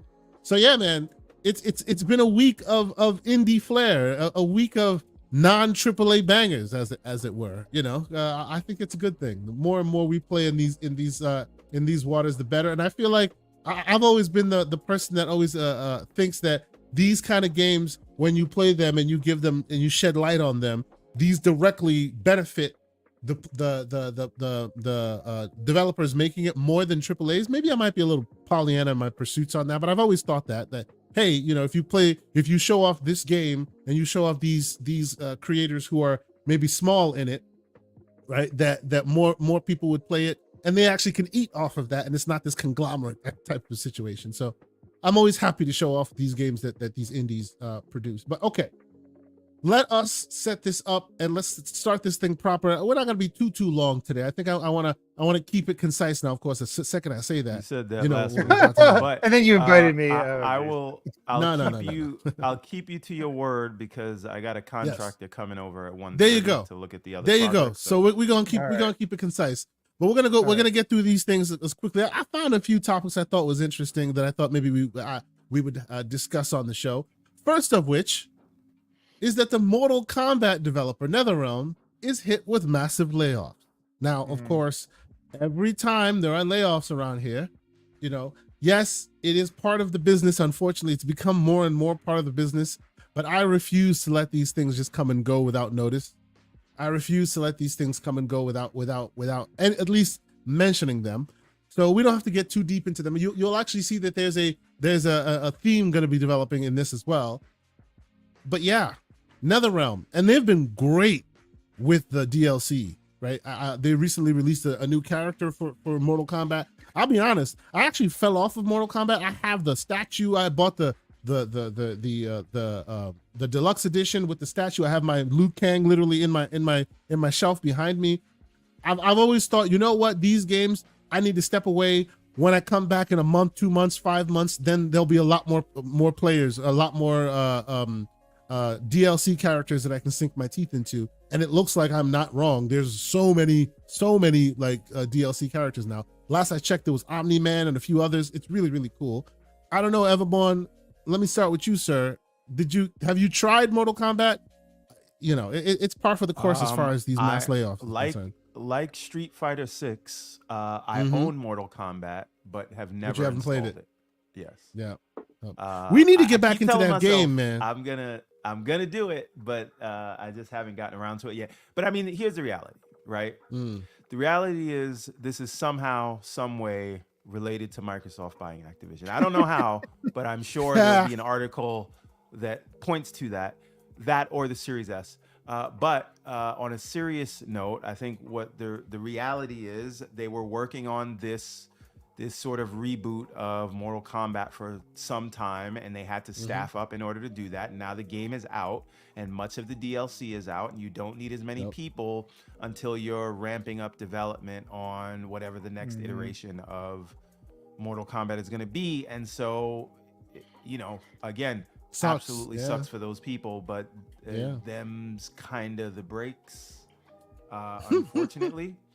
I'm not trying to be like cold about it, but like, the game is out. They were working on it for several years. You don't need a full staff when you are in pre-production, and they're probably in pre-production on their next project. Someone said Homelander. I don't know what that's in context to, but no, Homelander's also in the game. Homelander's also in the game. Right. Yeah.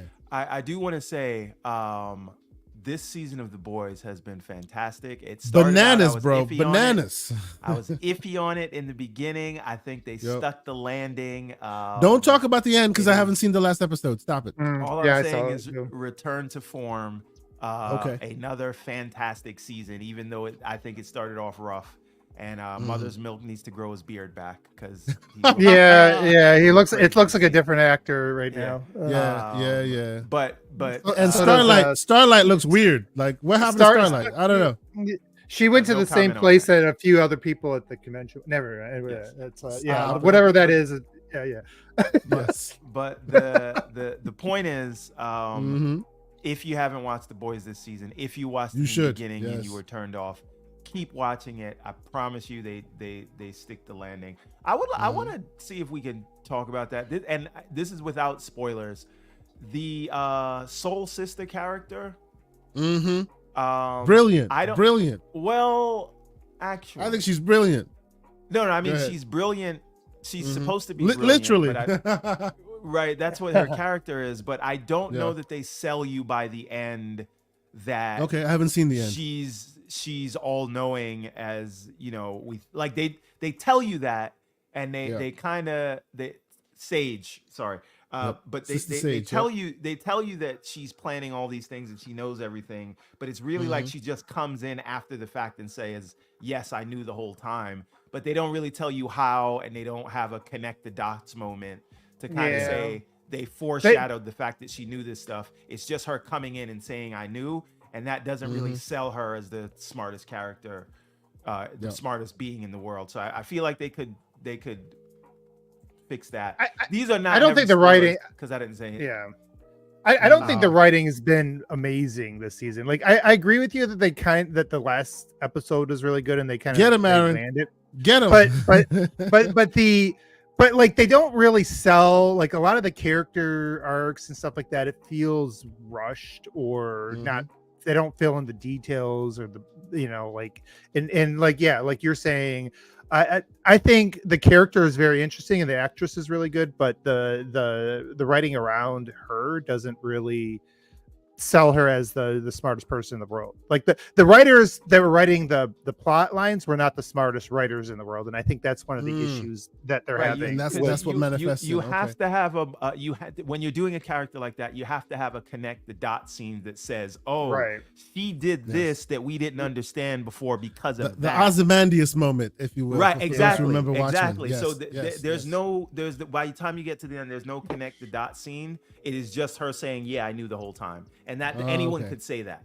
A stupid But person you know could what? say, "Yeah, I knew the whole You time." know what? Rod is correct, man. Stop with the heavy spoilers, sir. These aren't spoilers. Stop it. You have no idea what I'm talking about. You have no idea what this is in reference to.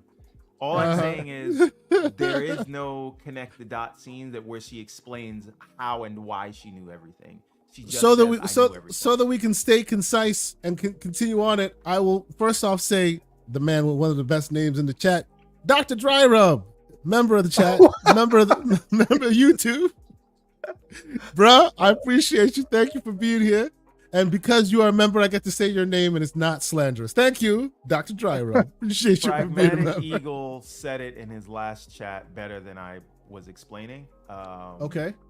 If you yes, anyone can. He sound says anyone smart can with the sound power of smart hindsight. with the power of hindsight. Of course. And No, I feel don't like disagree on that's you on what that. Yeah. that's what the writers have done with that character, and they could have done it better to where I'm like, oh snap, that was in front of me the whole time, and I didn't know. Right? You need to have So- your Tyler Durden is. See, there he goes again, spoiling something else. Stop it. Stop This it. is 20 You years and your old, spoilers. 25 Stop years it. old. We're not Move gonna on don't with the know what happens in spoilers. Fight Club. So, All right. so NetherRealm losing a lot of jobs, and then we tie it into, guess what? Bethesda's unionizing, because some people have learned. They're learning that if you don't, you might find yourself in a little bit of a situation. You know. But I bring this part up because I still think it's pretty cool that Microsoft is still full bore in this direction. Usually you would I don't think that think they have a would choice, but squash yeah. it.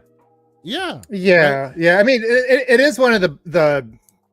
It is hopefully. I mean, well, I'm not a super expert in the impacts of industries with unions and like whether they can protect some of these like as Everborn was describing them, like just process layoffs, right? Because that's a lot of what we're seeing these days is like these games have taken through the pandemic 5, 6, 7 years to make. They staffed up for them. They're super expensive. They super expensive projects. And then once you're done, you're not going to, they're just the way that the process is. They're not going to keep all those developers while they're getting ready for the next thing. And I think the issue the industry's been running into recently, and I know we talk, it feels like we talk about it like every few weeks. It's like, another round. And the thing, I mean, we're not seeing behind the scenes like how fast people get moved, and if they do to new projects and all that. But I think that the thing that like a lot of people haven't identified is what's changed is like the amount of time it takes now and how big the teams have to be now in full production versus where we were 10 years ago when a AAA game maybe took 3 years. Like remember when like Halo and Gears and would come out every 3 years, and Forza would be every 2 years, and like you could pump out sequels in 3 years. Can you imagine that that's now considered the good old days when Forza was every 2 years? Jeez. Yeah, and I think back then you really you didn't have this super long ramp up that gets super expensive, right? And when it's at its peak, and now you need like 1,000 developers with all your outsourced things, and and so I think the industry is going to have to figure that out, because I don't think that's not a good cadence for people, in that industry. And over time, you wonder if a lot of people who are very talented in the industry just go, screw it, I'm just going to go to, because if you're a really good game developer, you can probably go into a lot of areas of tech. You're not limited to just gaming. You're probably in gaming because you love it, not because you need to be there. Because I can guarantee you, like where I work, if you came to me and said you were expert coder and knew how to hit milestones, and you could switch over to a lot of different industries. The industry is going to have to figure that out, and I think it is good that they're unionizing, because it's going to force companies to kind of have to maybe figure this out. Like if we can't if we can't just cut a bunch of people after a project's done, you know what? We better be ready. We better have a few teams that have things going on. We better be ready to move. When this project finishes, we better be ready to move a big group of people over to this project. And the big challenge has always been, when there's a lot of different game engines, like you look at like NetherRealm, right? Like different types of games they're working on, different game engines. All these games are in different parts of their production cycles. And it also is like these days with as big and complicated as these games get, I think it's a lot harder to plan, right? Like, and we see that all the time. Like these delays now are like a year, 2 years, and like and we've seen that a lot, especially following a lot of Microsoft stuff. But it's not just limited to them, whether they announce stuff early or not. We know that throughout the industry, there's a lot of projects that that go through a lot of turmoil before they land. So, I think that the industry is going to have to figure this out, and again, is it just like, do we shorten the scope of some of these things? Are we going to be forced to, are we going to be forced to kind of put these out in smaller segments again? Because if you have a 3 to 4 year dev cycle, it's probably easier to manage and make it a little bit more predictable than a 6 to 8 year one that a lot of these companies are going through. And then it's going to come down to then maybe we're going to need to all use the same game engines and things like that. And that's where you're seeing a lot of studios now, even the ones with really good engines, CD Project Red, with moving over to Unreal and stuff like that. And I gotta be honest, that was really sad to me, man. That was so sad to me. That CDPR engine is amazing. Unfortunate. I feel like Unreal is moving into a place where they're going to be almost in a monopoly when it comes to AAA game engines. And it's going to get that way because with the way things are, it's like, well, if we're not going to be, especially if you get more unionizing and things like that, it's like we're not going to just lay off big swaths of developers. So we're going to have to be ready when we ramp up to go use an external studio. And if we're going to ramp up really quickly, we saw this problem with Halo and 343. We can't train them on a proprietary engine and be cost effective about it, or be efficient about it, or have predictable development with it. It becomes the de facto engine of gaming at some point. Yep. It really sucks. So you're going to see that. I think you're going to see Unreal become kind of standard because, hey, everybody knows it. Everybody who comes out of school, or who moves into game development, if they're going to be in AAA, how to, even if you use other engines, how to hit the ground running with Unreal. And I think they're going to have to rethink how this stuff works, because that's what we're seeing now. What we saw is a lot of stuff got delayed over the pandemic. A lot of these projects finally are landing or landed, and now that they're done, it's like, okay, dust is settling. We got a lot of people. We're gonna have to cut a lot of people, and that's it. And so that's what we're seeing now. Yeah, I don't disagree. So we will move swiftly along, and I want to talk about this as well, because I haven't had a chance to talk with you about this, Everborn. I want to hear your thoughts on this. I think it's kind of funny. People are coming out in one way versus another. Maybe my opinion won't be the popular opinion, but let me hear what you have to say about this first, which is that Xbox in EMEA, the boss at Xbox EMEA was talking about how they have to fight for marketing dollars and comparing themselves to the market leader, being PlayStation, and how they get the benefit of copious amounts of dollars to market their stuff. And because they, as in Xbox EMEA, does not get the same level of marketing dollars, they have to be tenacious with their marketing, and they have to fight for every bit of funds they get. Now, I don't know if you've heard or you've seen the timeline and what people have responded, but I'd like your thoughts on this. Like, how does this fall to you? What are your thoughts on this? Yeah. In other news, water wet. Keep going. The thing is this: these are things we've all known. Microsoft. You listen. At the end of the day, this sucks for us. Although it doesn't really suck for us because we're already locked in. We know about these things. But in terms of growing, right? Like, Microsoft is a multifaceted company. They play in many different waters. They are a software company, and the fact of the matter is, up until recently, gaming has been one of its smaller footprinted businesses. Right now, they've got Activision, Blizzard, and King.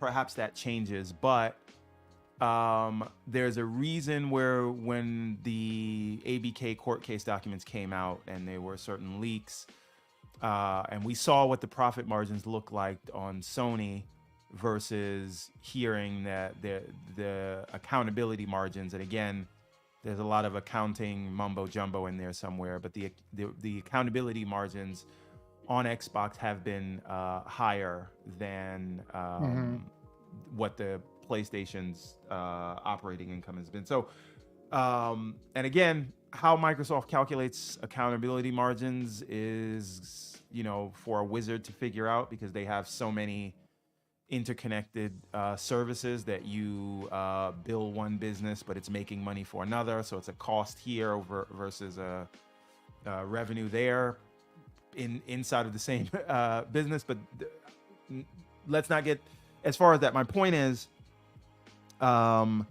they are not going to spend as much money, and if they did, maybe they'd sell more consoles, but then maybe they'd have lower margins, and then maybe be less important to the business. And that is exactly. Yep. You just stole my thing, but yeah, right. keep going. Sorry, but that's just the reality of it. And if we look at how important PlayStation is to Sony's overall bottom line versus how important gaming was to Microsoft's overall bottom line, I think the marketing spend will be relative.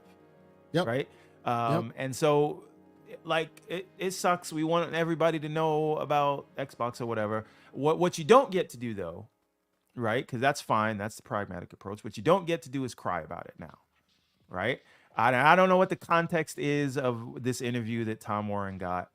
But like, you don't get to say, well, they get to spend more money than us, and so this, that, and the third. Because you know what? You know who had a much smaller marketing budget in around 1989? Sega versus Nintendo. And they had to be smarter and do things that mattered to get on store shelves. And I know in the age of the internet and social media marketing discussions and targeted marketing and the Netflix style of captive audience marketing, especially when you have something like a Game Pass, I know those equations are different, but it is what it is. They get to spend more. That doesn't excuse you from not doing the basic things that you need to do. Like, for example, having a coherent across the board marketing strategy when one of your studios has a release of a game and the main Xbox account doesn't acknowledge it for 2 days later. So to be fair, all these other things. To be fair, he's talking specifically about Xbox EMEA, right? So they're even a side piece from the main company that we have a problem with, but right? They're even worse. They're lower on the totem pole there. Xbox for a very long time has always struggled, save for the UK. They've always struggled in Europe, right? And so I'm sure they have a bigger budget in Brazil because that's a large market for them. Obviously, they sell a lot closer to PlayStation in the States. So that budget there, I'm sure, is considerably larger, but they don't sell well over there. And, is it chicken and egg? You don't sell well because you're not doing the marketing, or are you not doing the marketing because you don't sell well? I don't know the answer to that question, right? Yeah.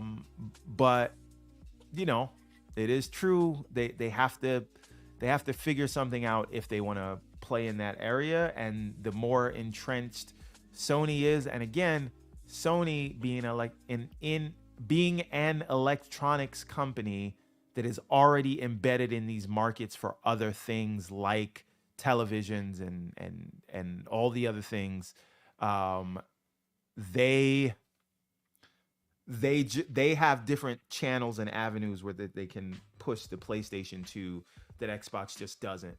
And again, yes, you are the second or third largest, you flip a coin, company in the world, and you're worth all this money, but you made all that money by knowing where to spend your money and where to make your bets. And so if does it help you if they spend all this money for marketing and that takes away from their margins, and so they're less important on the totem pole to the business?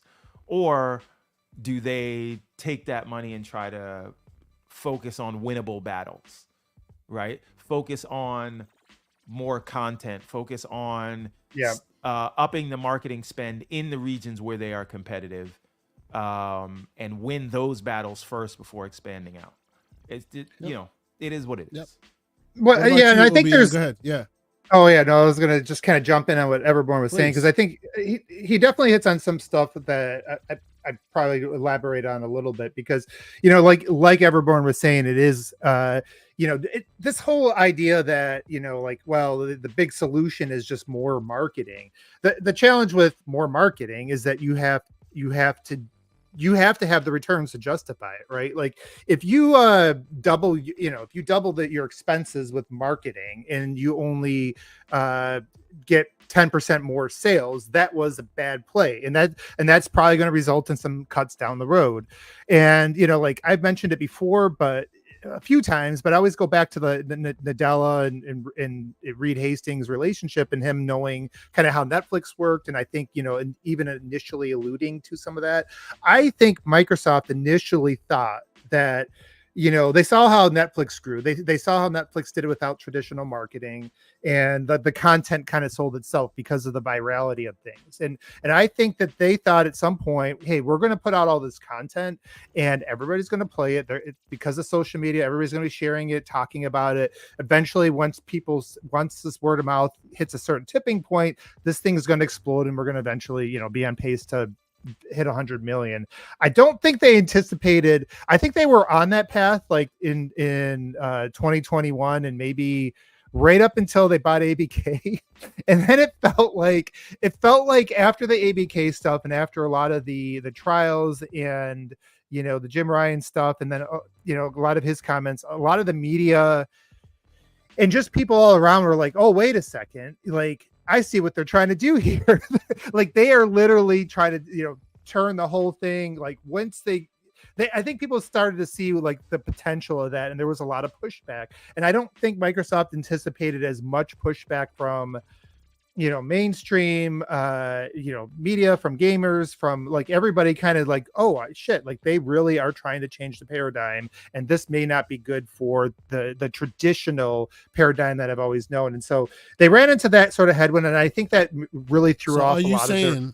Are you saying that Jim Ryan got to everybody? Is that what you're saying? I think in hindsight, I feel like Jim Ryan did a much better job for Sony than people probably realize. Like I feel like he probably did more over those 2 years fighting the case and making his statements, kind of getting people to kind of realize this is like an us versus, like at first, like it was like a nice thing. Like you saw a lot of the mainstream go like, oh, this is neat, Sony should do the same thing, and like, this is great, all these companies are being successful. And then, after that trial started and Jim Ryan started coming out with these comments, you kind of saw it like an us versus them mentality with these different kind of business models. So I think that's number one. I think we have to realize that, if Microsoft does decide to delve into advertising, they do need to get results.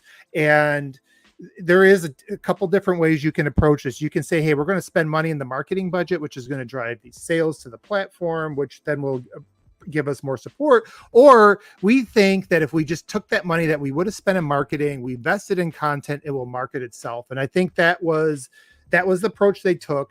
I still think that's partially what the approach they're going to take. And like the other obstacle is that when you think about marketing, it's usually it's targeting younger demographics. And the reason is because people that are 40, 50, like when you get to the gray beer ages, like we're set in our ways, right? Like we're not going to, people don't switch from as often from like Miller Lite to Bud Light or whatever, or from whatever their favorite beers are, or whatever their favorite, sports are and things like that. To your point, real quick, you don't know how much I spend just to avoid people throwing ads in my face.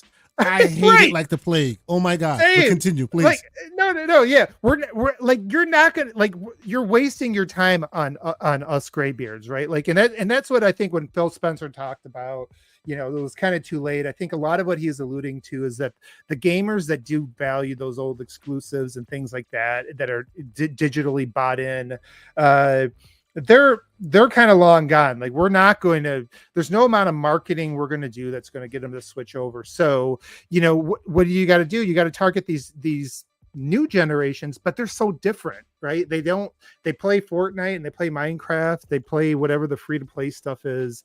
And how do you target them? Like you don't target them the way you did with the 360. Like those commercials aren't going to like resonate as much when with these new generations and things like that. And I think they hoped that Game Pass could be a little bit more of a its own flywheel that would market itself. So yeah, I think that multiple things can exist at once. You have those issues and challenges.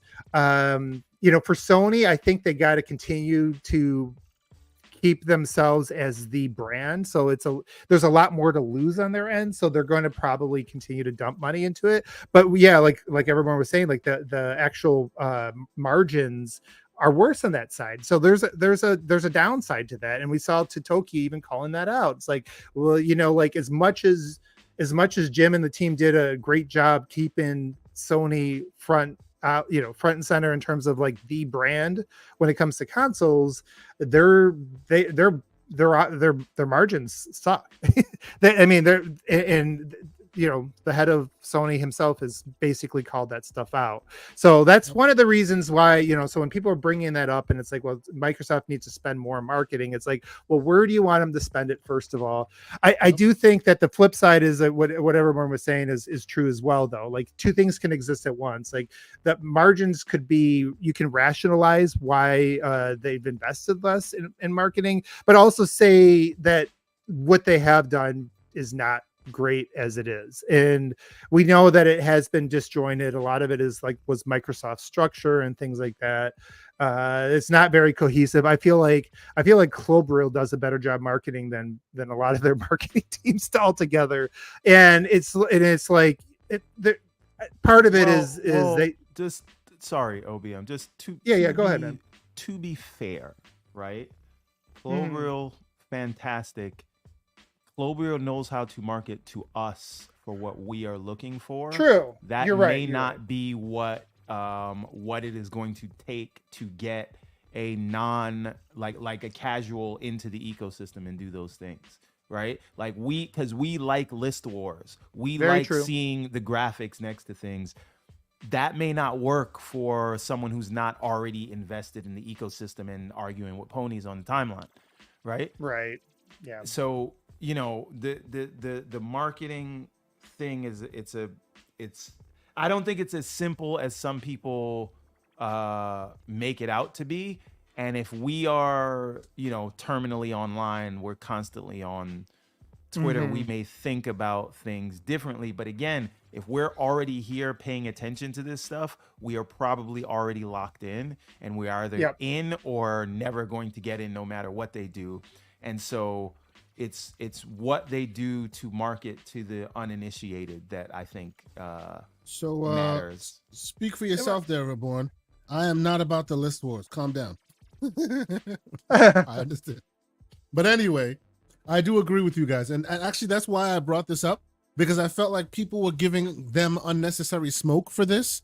And I'm like, yeah, duh, obviously. But we've also seen them talk about the take-home pay, the actual profit, always being better, because they're not wasting all the money putting characters on billboards and on the side of buildings. So where do you think that money goes? It goes home. So, well, and let's not and let's not forget, like, to give credit where it is due, assuming that all the things, these statements are true, and they should be if they're coming from the top, they have if they have more active console users than they've ever had. And like Phil was even saying that they've grown, what is it, 10% in terms of software, software spend every year. Like, so obviously they're figuring they figured out how the money part. I would also like, I guess the last thing I would just note on this, and this will be the last thing I'll say on this, but I would also kind of like just take a wait and see, like, for the people that get anxious about this and wonder, well, are they serious about this or that, because they don't see the marketing. They use that as like a sign of whether they're like still all in on gaming or their platform and stuff. And you got to remember that this, for them, there's a lot, especially after ABK, there's probably a lot of chairs moving around. I mean, we already know they've restructured the marketing team. They brought in a new person. They restructured the entire gaming in the way marketing sits, with the jobs of Sarah and Matt Booty and all that stuff. Like all the way that stuff is aligned now is completely different. And I think they're getting ready for this new shift that we may start to see next year. Maybe it won't be into 2026, but the future, I think this is like no inside information or anything like that, but like that's kind of what I think is happening is the way that they're going to look at mind share and growing that is with the new age. It is really about being everywhere, right? This is like how Nadella thinks. And I think that they believe that, again, going back to Netflix, when you get to the point where you turn on a TV and you see Xbox as an app on your TV, you go, it's like everywhere, right? It's just kind of like, now it's just another app that people can just access. That is going to be something that in of itself is kind of a marketing in a way, right?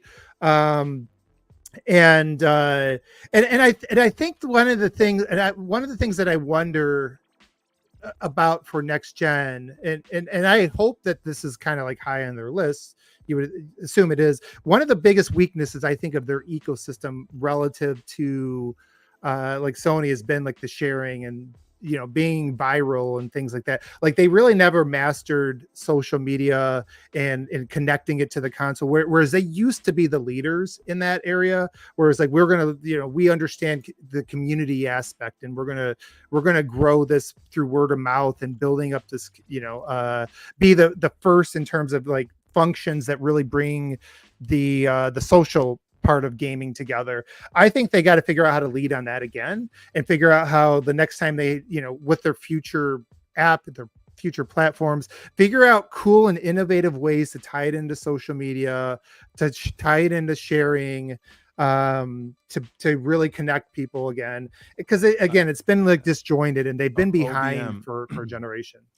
I would also add maybe something for them to figure out in those other non-English speaking regions is localization.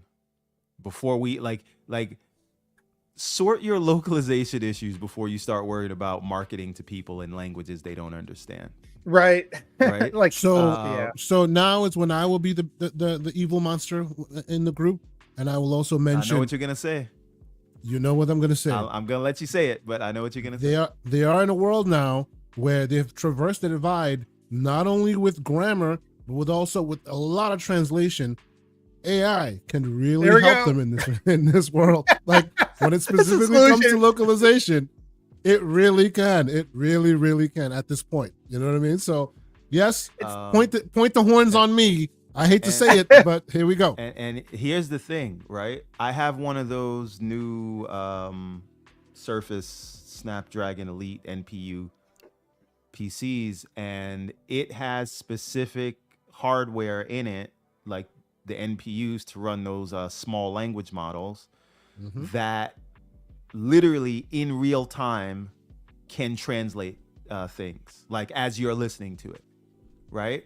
And so if we're talking about next gen hardware being the biggest technological leap, which we've all kind of guessed, it's going to have AI stuff. It's going to have NPUs that have specific workload tasks, and you can translate things in real time, like you can do right now on this Surface Laptop 7, is there a world where you get the next Xbox or the next handheld Xbox? It has, at least 45 tops or whatever you need. It has the NPUs, and they're just making their games, and the localization, no pun intended, but the localization happens locally on the fly. Indeed. It's Indeed, going to be an yeah. interesting world. It's going to be such an interesting world in a couple years. Like if cloud can ever just get over that edge where it's good enough for casuals, and AI is integrated to the point where it solves some of these issues. Like a lot of the stuff we're talking about, like this, the whole world could look really different in gaming. And like, so you know what, years. OBM. Like, speaking of cloud, I've spent a lot of time this last week basically playing cloud games, because I did, again, cheap plug, I did that Fire Stick review. So I spent a lot of time playing their games in the cloud, and I will tell you, it is so damn close. I mean, it's so close you could taste it. It's not there yet, but it is so damn close. It's just so close. And obviously third parties are also in the mix trying to get to traverse that divide. And it does run better even on their hardware than it does on their software, rather, than it does on the Xbox's original version. But they're so close, so close. This whole idea of now combining, choosing whether you're running NVIDIA GeForce Now versus Steam versus the Xbox cloud gaming, depending on where you are, that might be how they traverse that divide, right? If you have what do you call them? If you have data centers that are closer to you from NVIDIA, maybe you use them instead of using the ones from Xbox, and they are ubiquitous as far as wherever you happen to pull in the data. As long as the customer just pulls in that data, they'll sort out the mechanizations of cost in the back end, so it's not just beholden to Xbox's own ecosystem, and that's it. That might be how they get that. What happens, Kay? Like if somebody who, let's just say you have like an old Xbox, you bought both consoles last gen, but you were like on PlayStation, you didn't really, it never clicked with you. You threw your Xbox in the closet and it just kind of gathered dust or whatever. Like, what happens if you get to a point like Elder Scrolls comes out and you just find out, you know what, like streaming is good enough that I just bust out my OG Xbox and stream it, and you could even is that going to be a way that you can kind of solve this guy? And is that maybe why it's not so important for them to sell the Series S yet? Because if you're somebody who's not into the speeds and feeds, or even if you are engaged, like you're still playing Madden on your old Xbox One, you're not a college football fan, so you haven't upgraded yet. Like, does Microsoft kind of think that maybe it's the only thing that's important to us is that they're still playing and they're still in our ecosystem? We don't really care what box it's on, because by the time all this roadmap starts to hit, the streaming thing is going to get better and better. And for those people that don't prioritize speeds and feeds, it might be good enough for them, right? It might be good enough to go play Elder Scrolls on that. Yeah. They are very close to that. It's not one-to-one. And again, as Everborn Saga correctly pointed out, just because we say they don't care doesn't mean screw it, they don't care. It's just they won't put as much effort in as a platform whose only method of delivering you games is that box, right? Right. If you have another company, if their company has the ability to set it to you through PC games that you already own the hardware, or through an Android device that you already own the hardware of, or through a Fire Stick, right? They will put effort in bringing their consoles to the market. Obviously the R&D dollars are still being spent. They will still market it that way, but they won't only market it that way, because they know there are other avenues to get you to what they want, which is you in the game, right? So it'll be an interesting thing to see. Let's move along. And I like having you here, OBM, as a person who, like me, is a huge fan of this franchise. Everborn, you and I, we've talked about this pretty frequently. Now's the time. No, I know where we're going. Now's the time where we're gonna pour one out for Master Cheeks. We're gonna pour one out for the one that made prisoners, war criminals into bedfellows. After 2 seasons, it looks like we may, and the big opera word being may, not get another season. we're here. If you have your virtual drinks, pretend they're alcohol. Probably it's still early, so you're probably drinking orange juice. Pouring out for the goat. I know nobody will listen to me, but I'm telling you, season 2 is worth watching. You don't have to listen to me. I'm still saying it. Season 2 worth I think watching. you can skip season 1 and go straight to season 2. Yes, you're not I already on agree. board. And if you are a gamer of gamers and you know the Halo franchise well, skip all of season 2. Just go to the last episode. That will make you happy. Well, I I wouldn't recommend that. I wouldn't go I wouldn't go that far. Even that I would say, because then you'd go, yeah, this is actually pretty good. Anyway, so was anybody here sad? I was not sad. I was sad. I was genuinely sad because there are shows that are far worse than this that have far better more seasons, more opportunities to get right. This one was given 2 and then it was dropped, right? So I'll start with you, OBM. You weren't sad. I'm sure you were expecting this. What are your thoughts? I was not sad. And I tried. I have some friends that actually did like, and I had some friends that hated it too. But and I really, really, really tried to like it. And I was like, there was some moments like the first season, the 5th episode, near the end when you had the battle was pretty cool. The Needler, the person that got blown up by a Needler, that was pretty neat. They had like moments here and there where it was like kind of like a little bit of fan service, and it's like, oh yeah, this is what I imagined Halo would look like if it ever had a budget and was put onto big screen or something. Like they did have moments here and there where I was like, all right, like keep going with this. But the problem is it just wasn't often enough. I found myself like I found some long groans when they brought back. I'm not going to even apologize for spoilers anymore. When they brought back the Covenant, the human Covenant girl in season 2, it's like, wait a second, like. Nobody liked that angle, and then you had a chance to walk away from it, and you doubled down on stuff. Like early on in season 2, I felt like a lot of us were like, oh, they listened to us, they tweak things, and then we found out they were just subverting us, and then they doubled down on some of the stuff that we hated from season 1. And I mean, at least we didn't get as many ass cheeks shots of Master Chief. There will be no Master Cheek slander, sir. No Master Cheek slander. And Kay, I'll give. Oh, go ahead. I was going to say you don't kick the man when he's in his grave, which is where he is now. I will say, Kay, you did a really good job. Calm down. Stop that. The Keyes was played. I thought Keyes' character. They had some good characters. I thought they Keyes combined was good. Keyes and Avery. I think they combined Keyes and Avery. So it seemed to me. Anyway. Yeah, Keyes was good. Like they had a few like, and I can't even remember all their names now. Like the one of the Spartan girls was good.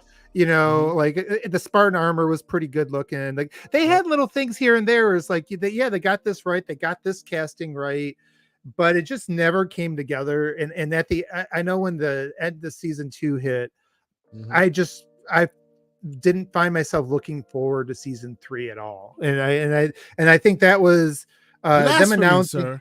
Yeah. So them announcing that this is canceled. Like I instead of it getting picked up and continued, I had actually wouldn't mind if this thing kind of needed to go back to the drawing board and they rebooted this again with somebody, with a different, like take all the feedback and reboot this. And again, don't need to follow the games beat for beat. I don't need that, but at least spiritually try to stay within the lore. And there's so many, the universe is so big, just like Star Wars. It's so big. You can go so many different places.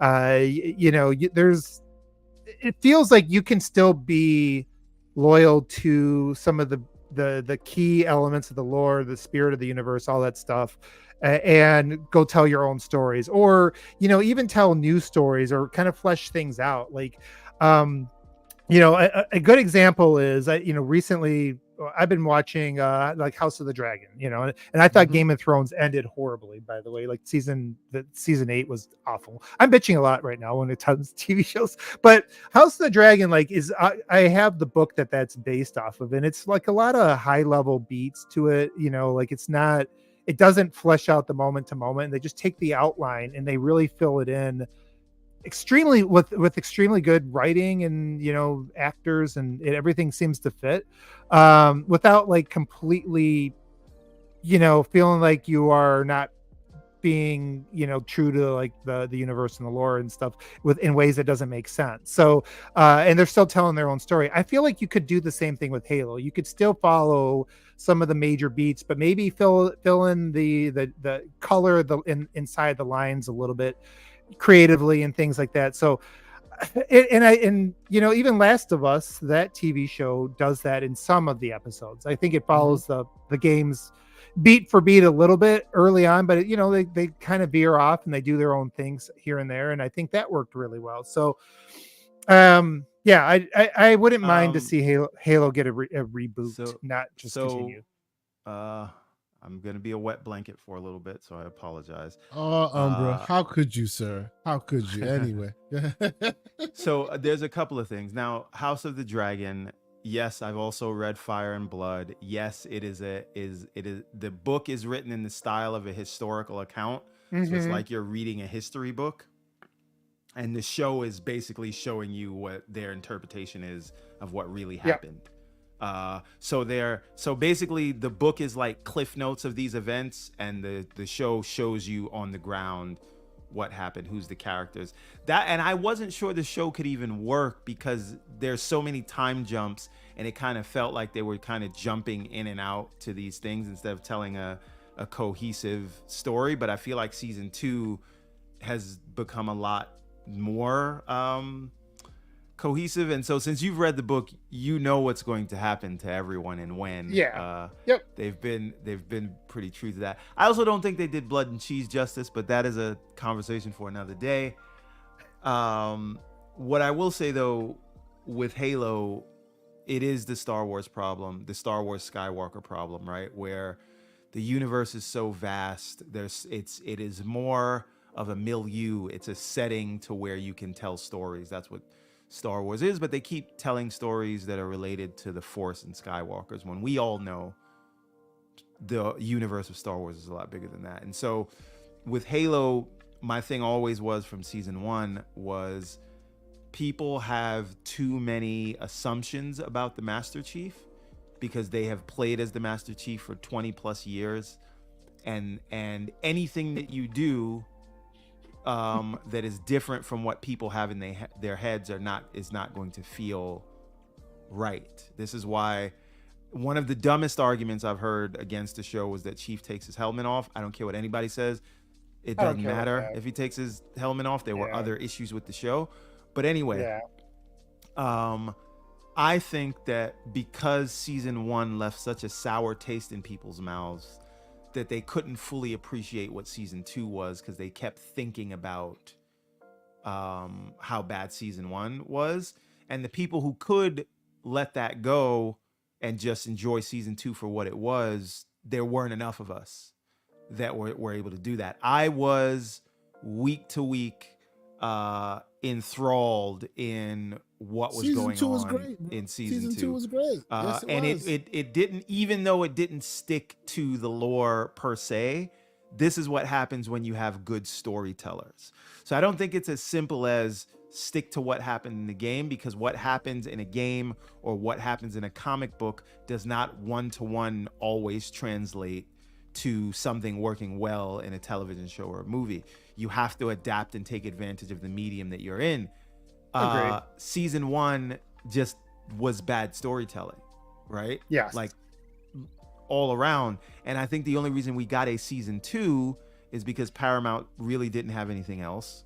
And also, they had spent so much money on the production, building sets, building out the armor, doing all those things, making sure it looked like something in the Halo universe, that they had to do another season basically, or would have been an even larger write-off, right? And so I can tell you the only reason I signed up for Paramount Plus was for this show, and I will not be renewing my subscription because it's a shitty service, right? I'm sorry, like Top Gun and the Tom Cruise Mission Impossible movies aren't enough for me to stay subscribed to this service. I apologize. Now I know they have the Sonic show on there, but like I don't think that's Uh, enough to stay on it either. For the record, it is the Knuckles show, not the Sonic show. The Sure, Knuckles sure. show. I apologize. Uh-huh. But the point is, this is what happened. You didn't get enough people coming back because during the first season for the opening, they did bigger numbers for the opening of The Last of Us in terms of streams and views, right? But then people got in there after the pilot episode and it kind of got progressively worse as the first season moved on. And so by the time the second season came around, not enough people cared. That is separate from the fact that Paramount Plus or Paramount writ large was going through like acquisition drama on the level of Succession, right? Where Sony was a player and then they were in, then they were out, and then they were getting rid of offers, and then their numbers were down, and now I think they've agreed to be acquired by Skydance. So like a show that costs as much as Halo to produce doesn't work on a fledgling service like that, right? Now I also hear that they are shopping a season 3, and we also I do want to give credit because a lot of people don't know this. There's an entirely new, they kept the same cast on screen in front of the camera, but behind the camera the entire showrunner and production team had all changed. And that's why you saw the quality difference. And I believe if we had the showrunners behind season 2 that were running things from the beginning, I think the show would be in a different place right now. But again, you put a show like this on Paramount Plus, it's destined to fail to begin with. I'm sorry. This kind of show and what it needed to be on Amazon. It needed to be on Netflix. Yeah. That's I would freaking love, like, get Amazon with the Fallout budget, you know, like.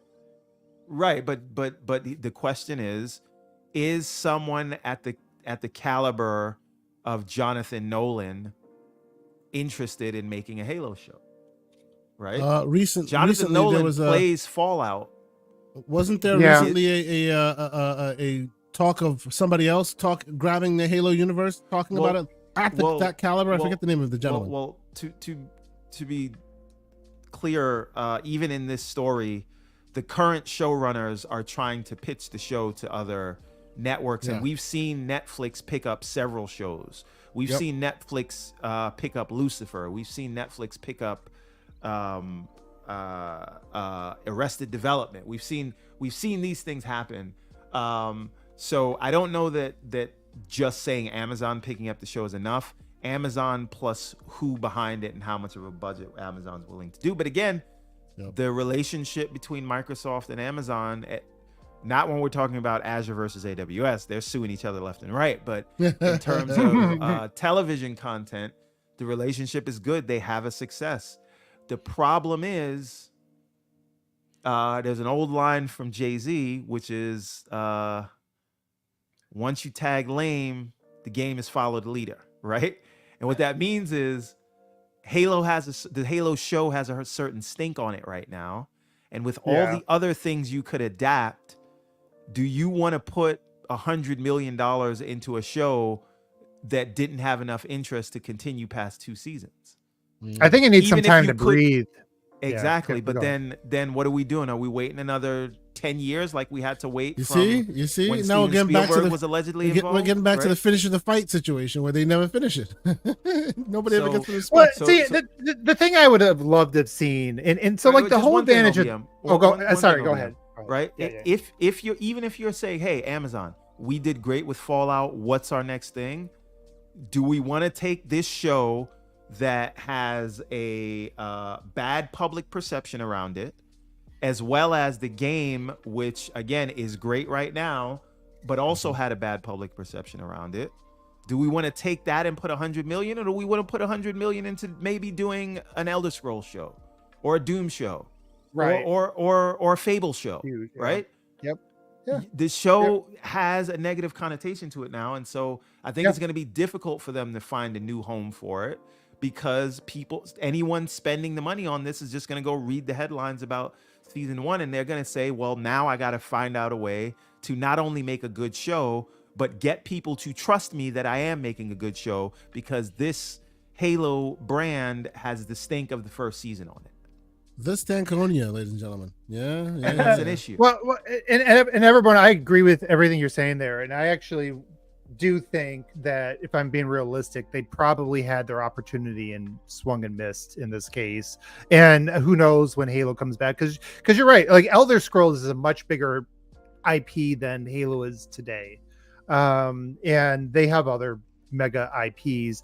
The thing I hope they take away from this, and part of it is going to be, learning from both the positives and the negatives of a few things that have been out there. Because, we saw Last of Us had success. It also reinvigorated some of the sales of the games. We saw Fallout had a huge, impact on the engagement of Fallout video games and just that IP in general. And this goes back to like what Microsoft's vision was. Like when we go back to the original Xbox One launch, they knew that transmedia was going to play a bigger impact in gaming, and that there would be a much bigger connection between like these IPs in terms of what you see on the TV or the movies and what we end up playing. And if we look today at like most of the big single player IPs out there, and even some of the multiplayer ones, like the stuff that resonates, it's like almost like you have to throw a big IP that exists to have success now with these in AAA. It's like you have to throw an IP that has recognition beyond just the gaming only, like a Spider-Man or Star Wars, or it's like whenever we see a return of IP, it's like either has to be super established in gaming or has some sort of cross transmedia connection there. And where we've seen the success, we saw it with Fallout, and I get it, like Fallout is completely different in terms of how you would tell the story. You can spin off a completely new, not be beholden to anything that or too many things that were in the game, but still be true to the world. It's a lot different trying to write for a Fallout TV show or like a Last of Us, where the game was kind of like a movie to begin with, versus a Halo. But at the end of the day, when you make those decisions, I think these days or moving forward, you have to figure out how can one of these things feel the excitement for the other? Like, how do we kind of get that flywheel effect where the game inspires interest in the show, and the show inspires interest in the game?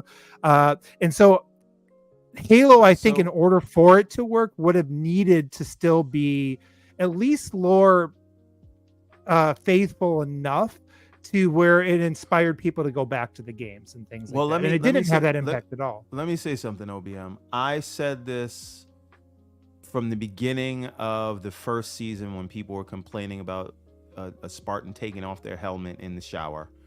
Now you're giving me ideas where they're naked, they're taking a shower, but the helmet stays on. That's what people want, right? But I really think in order to tell an effective story and have it be as effective as the Fallout show, you can't focus on Chief. There's too many expectations around Chief. Now he's turning into Black Viking. Here we go. No. I'm not on that. The games need to focus on Chief. And Chief, I'm not saying kill off Chief like Brap, right? I am saying if you're telling a narrative story and you want people to be on board that love the universe and the lore, maybe people talk about have certain expectations focus around on Chief. Focus on the character, the other character that eventually became a Spartan, the female character. She was great. Listen, or just make new characters that are living in the world around certain events that we remember. Or just say it happens after Infinite or whatever, however you want to do it. Just tell stories of other Spartans that have 100%. The history and the lore of this world. And then people can just come in and take the story for what it is and appreciate the visuals and the background lore of the world without coming in with their preconceived notions and expectations of what Chief should or shouldn't do. And that's how you can tell a story, and Chief can still be in that world. Maybe he does cameos and things like that, but you still get the benefit of people that know the lore in the world being able to live in that world. And now you get to tell new stories that just have Halo as sort of the backdrop. Right. Yep.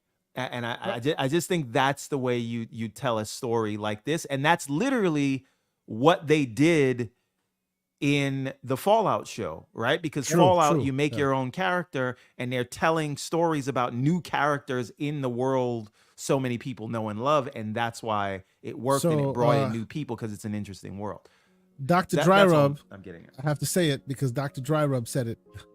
He's out here talking about, and he has a good point. One of the best AAA games that no one has played because it's in VR, Half-Life Alyx. That would be great as a story. It would be especially that character of Alex. Such agency, such well-written character. I agree with you, Mr. Dr. Dryrub. Thank you so much for the thoughts. Yes, no, he's not wrong. Like it really is a good story. The only thing that held it back is the fact that the medium that you have to use to watch it, to experience it, is very niche, and most people won't want to do that. So it is what it is. BT Maverick 707, member for 3 months, here with some slander, saying Captain Keys, don't even do that to me. He says, what is the next for you in your acting career?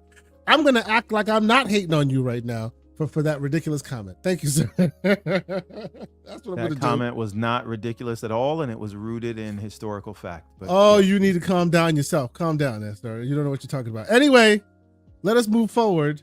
And before we get out of here, because I think I want to do one more story, and this will be a touch point, if you will, because we tend to we've been talking about this for years now. We can say that for years now. And when there's an update, I feel like we should be bringing that update to you.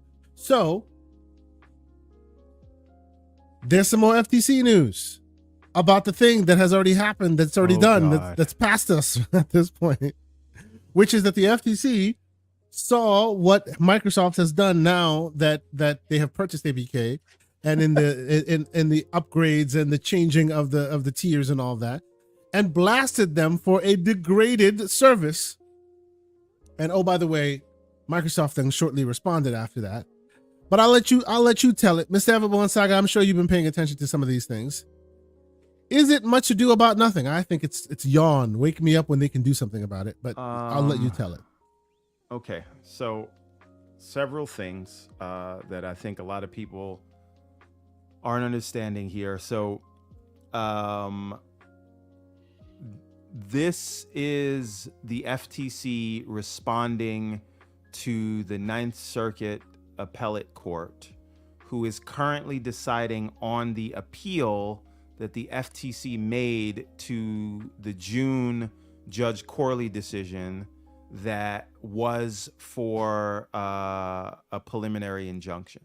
So what that means is, before Microsoft owned ABK, the FTC was suing Microsoft to block the deal, and they went to a judge and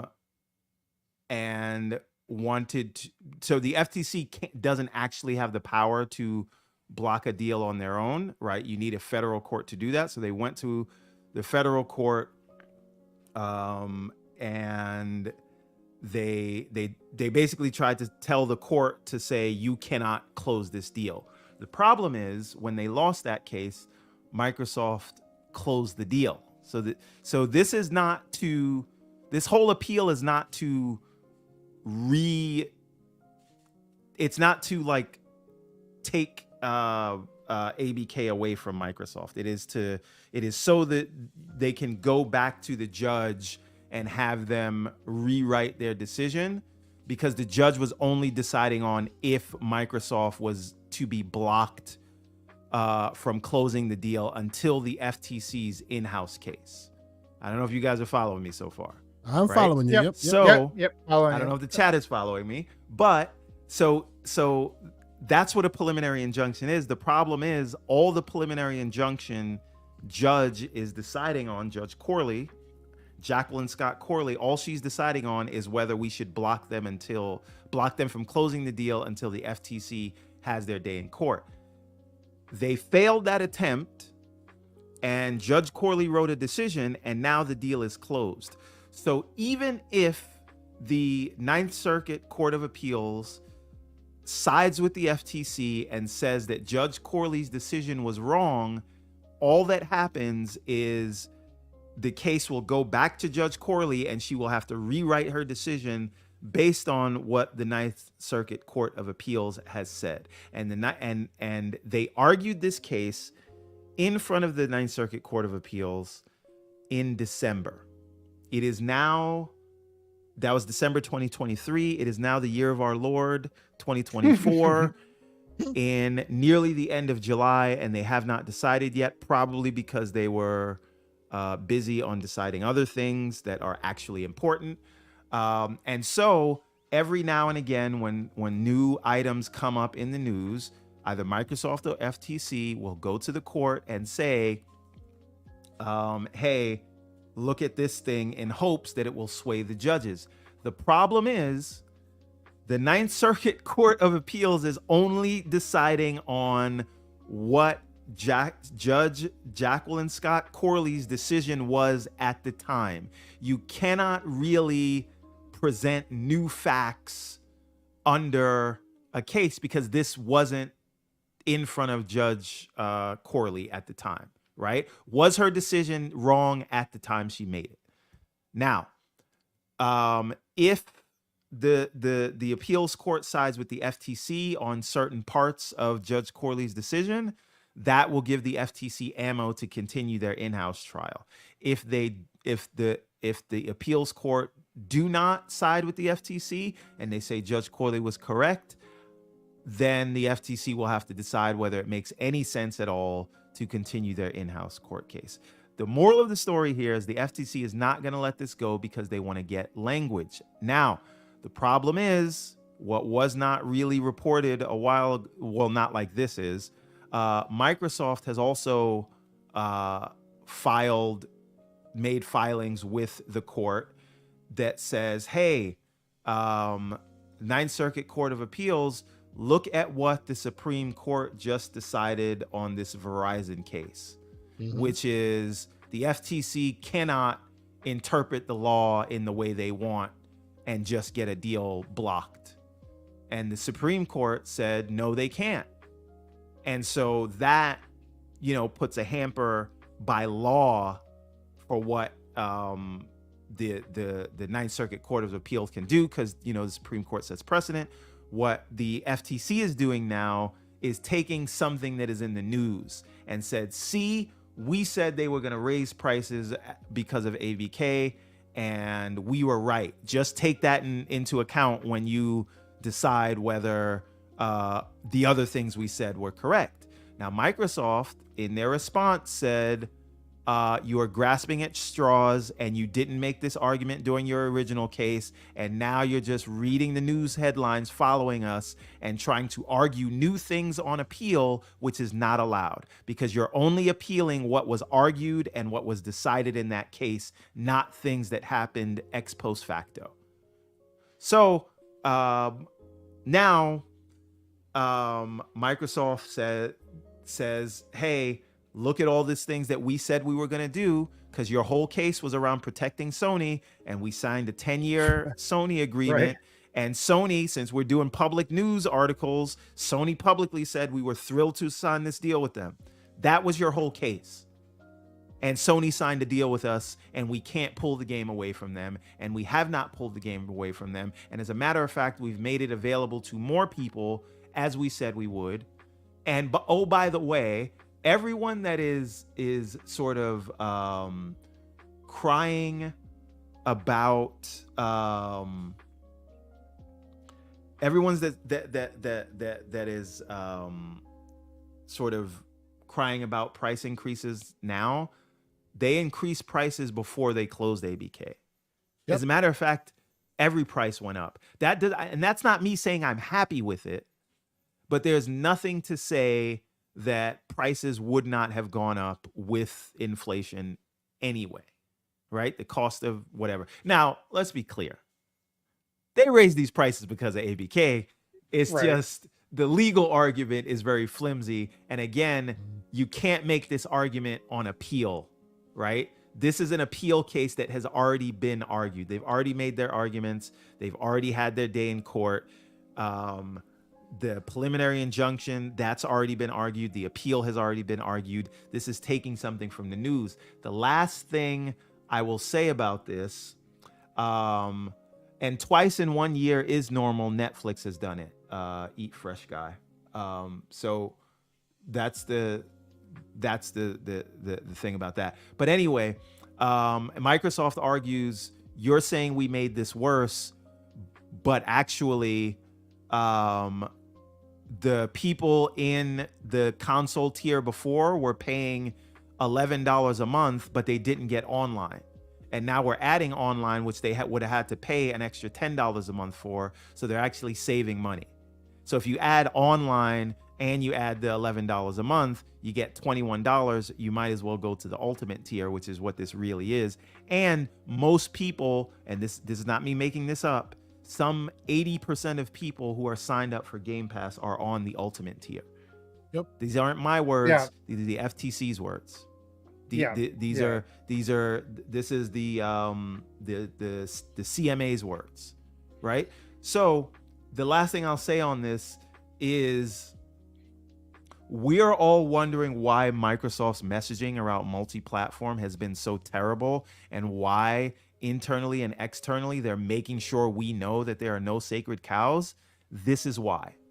Yep, because they're still lingering. Everything that happens in the news, everything that they say, and everything the FTC's case was based around was Microsoft using their market power to make titles exclusives. And if they would do it with Bethesda, if they do it with their own titles, why won't they do it with ABK titles?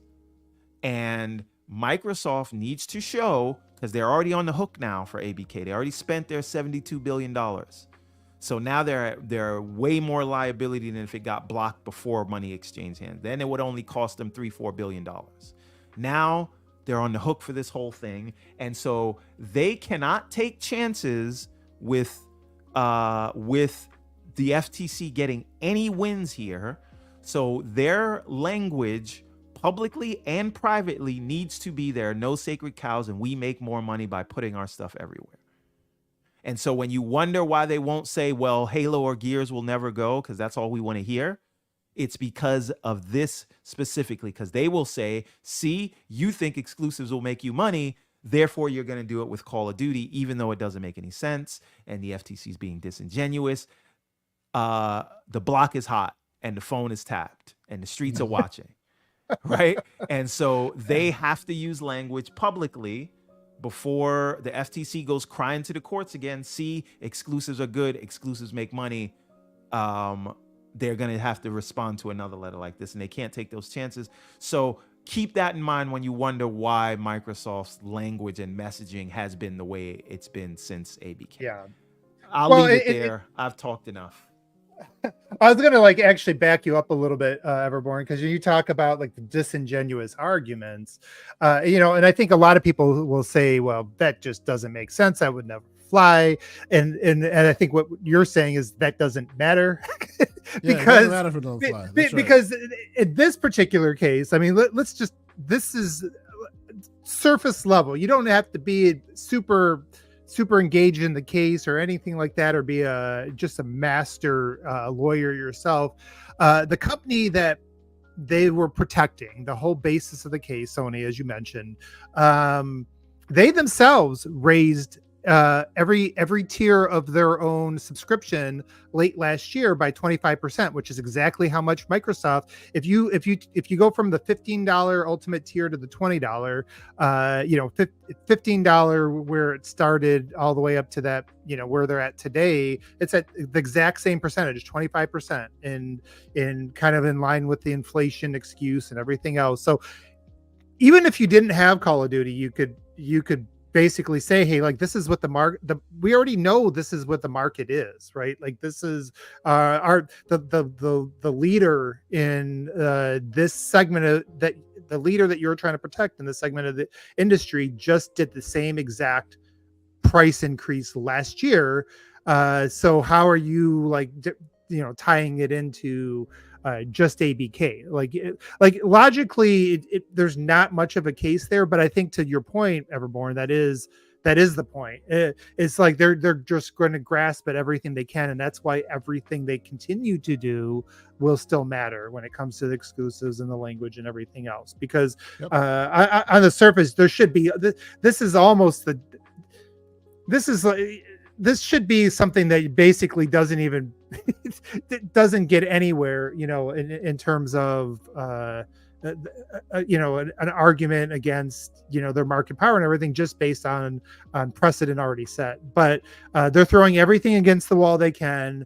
They'll continue to waste money as much as they have to. And the whole idea, and this goes back to all the stuff we talked about a couple years ago, or for over the course of a couple years, was never about them thinking they had this amazing airtight case. It was really, and even some of the analysts who aren't involved in gaming would say this. The whole point is to make this as ugly and as inexpensive as they could, and that was going to be the deterrent for other companies like Amazon and Apple and Google and everybody else continue to do this thing, is we're going to make this super ugly, super expensive, make you have to bring out all the skeletons in your closet that are going to, maybe embarrass you or hurt your brand and things like that. And that's how we're going to be deterrent, because with the laws and there is nothing to prevent these types of acquisitions and mergers other than that. So they're going to continue to do this to continue to drive home that point.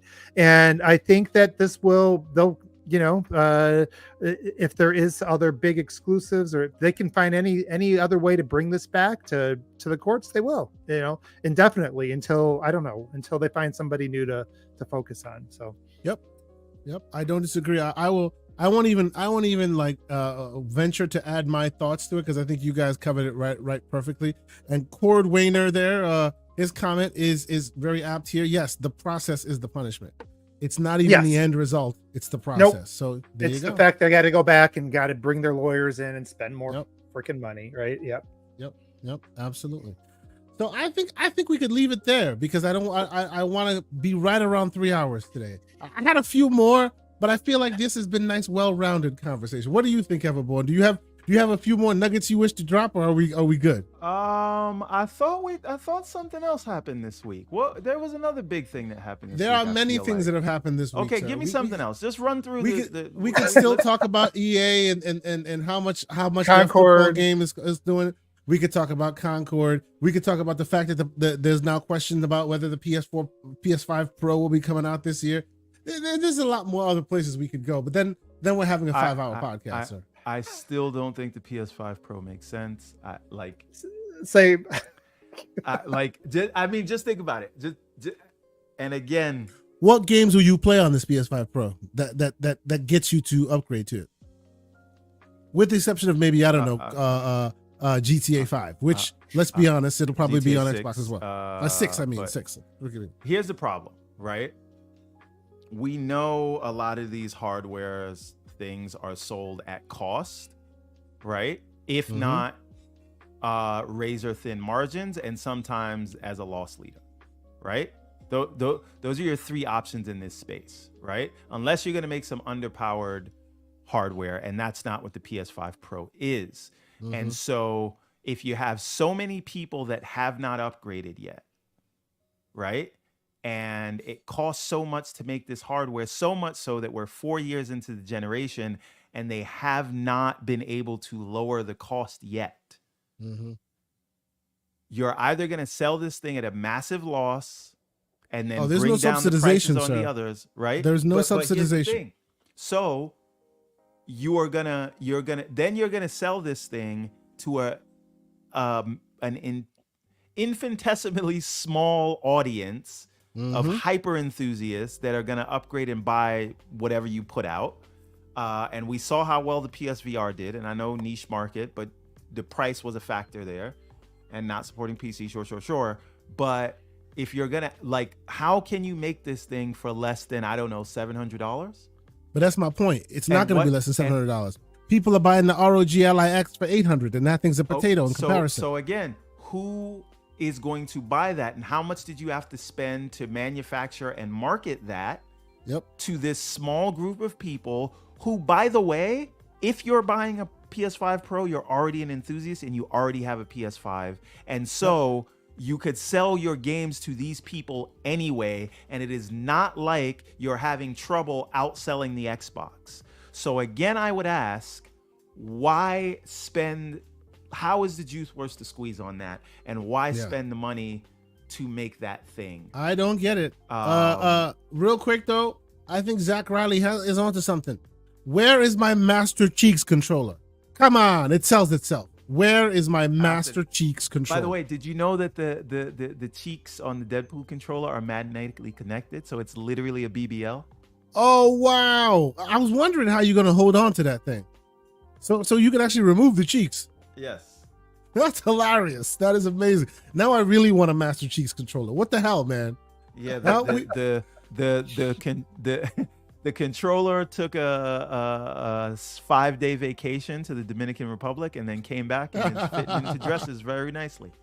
Oh, fantastic, bro. That's great. That's great. No, see, if there is news to talk about, like big news, it is the Deadpool controller, which seems to have taken over the damn internet for a little while, which I thought was hilarious. Very hilarious. Absolutely hilarious. It's good. It's good. But yes. Unless you guys, OBM, how about you? Anything that we may have left on the cutting room floor that you want to discuss, or should we get out of here? No, I'm good. I'm good. I said a lot of things today, and I think we all need to eat something. And we all rolled out. We all rolled out of bed. Grabbed. Yeah, grabbed this is one of those days, man. yeah. So we probably need to. By the way, completely ungame related, but I just realized Ella Purnell, the actress from Fallout, was also one of the main actresses in Rebel Moon. In Rebel Moon? Zack Snyder's Rebel Moon, yes. I don't recall her character. She had blonde hair. I don't recall That's why you anything don't I saw in that recognize movie. She was the girl in the town that had the blonde hair that everybody anyway. I'm surprised because I believe it or not, another unpopular opinion, I didn't mind Rebel Moon or Part 2. I didn't mind Part 1. I thought it was serviceable. I took a lot of flack for that from Slow Mo. Yeah, you just got angry. You just got angry when a sad moment happened and they brought literal violins on screen. No. Part 2 was terrible. Like, I got mad. I was checked out after the 15-minute scene of cutting hay. That was it for me. But Okay, I tried my best to like that. As you know, I didn't hate the first one, but the second one was god awful. But anyway, okay, I guess we can leave. So yeah, we can leave it there. Hold on here. Let's see here. Pragmatic Eagle is saying that he doesn't recognize it. He didn't know that there was a controller. So I guess we will leave this. We'll leave this show with showing you the controller, which is this is why I'm like, where the hell is my Master Cheeks controller? If you guys are going to be able to make this controller, I mean, come on. If you can make this controller, which looks amazing, by the way, they're not going to sell it, which is another thing that's like, come on, guys, you should be selling this thing.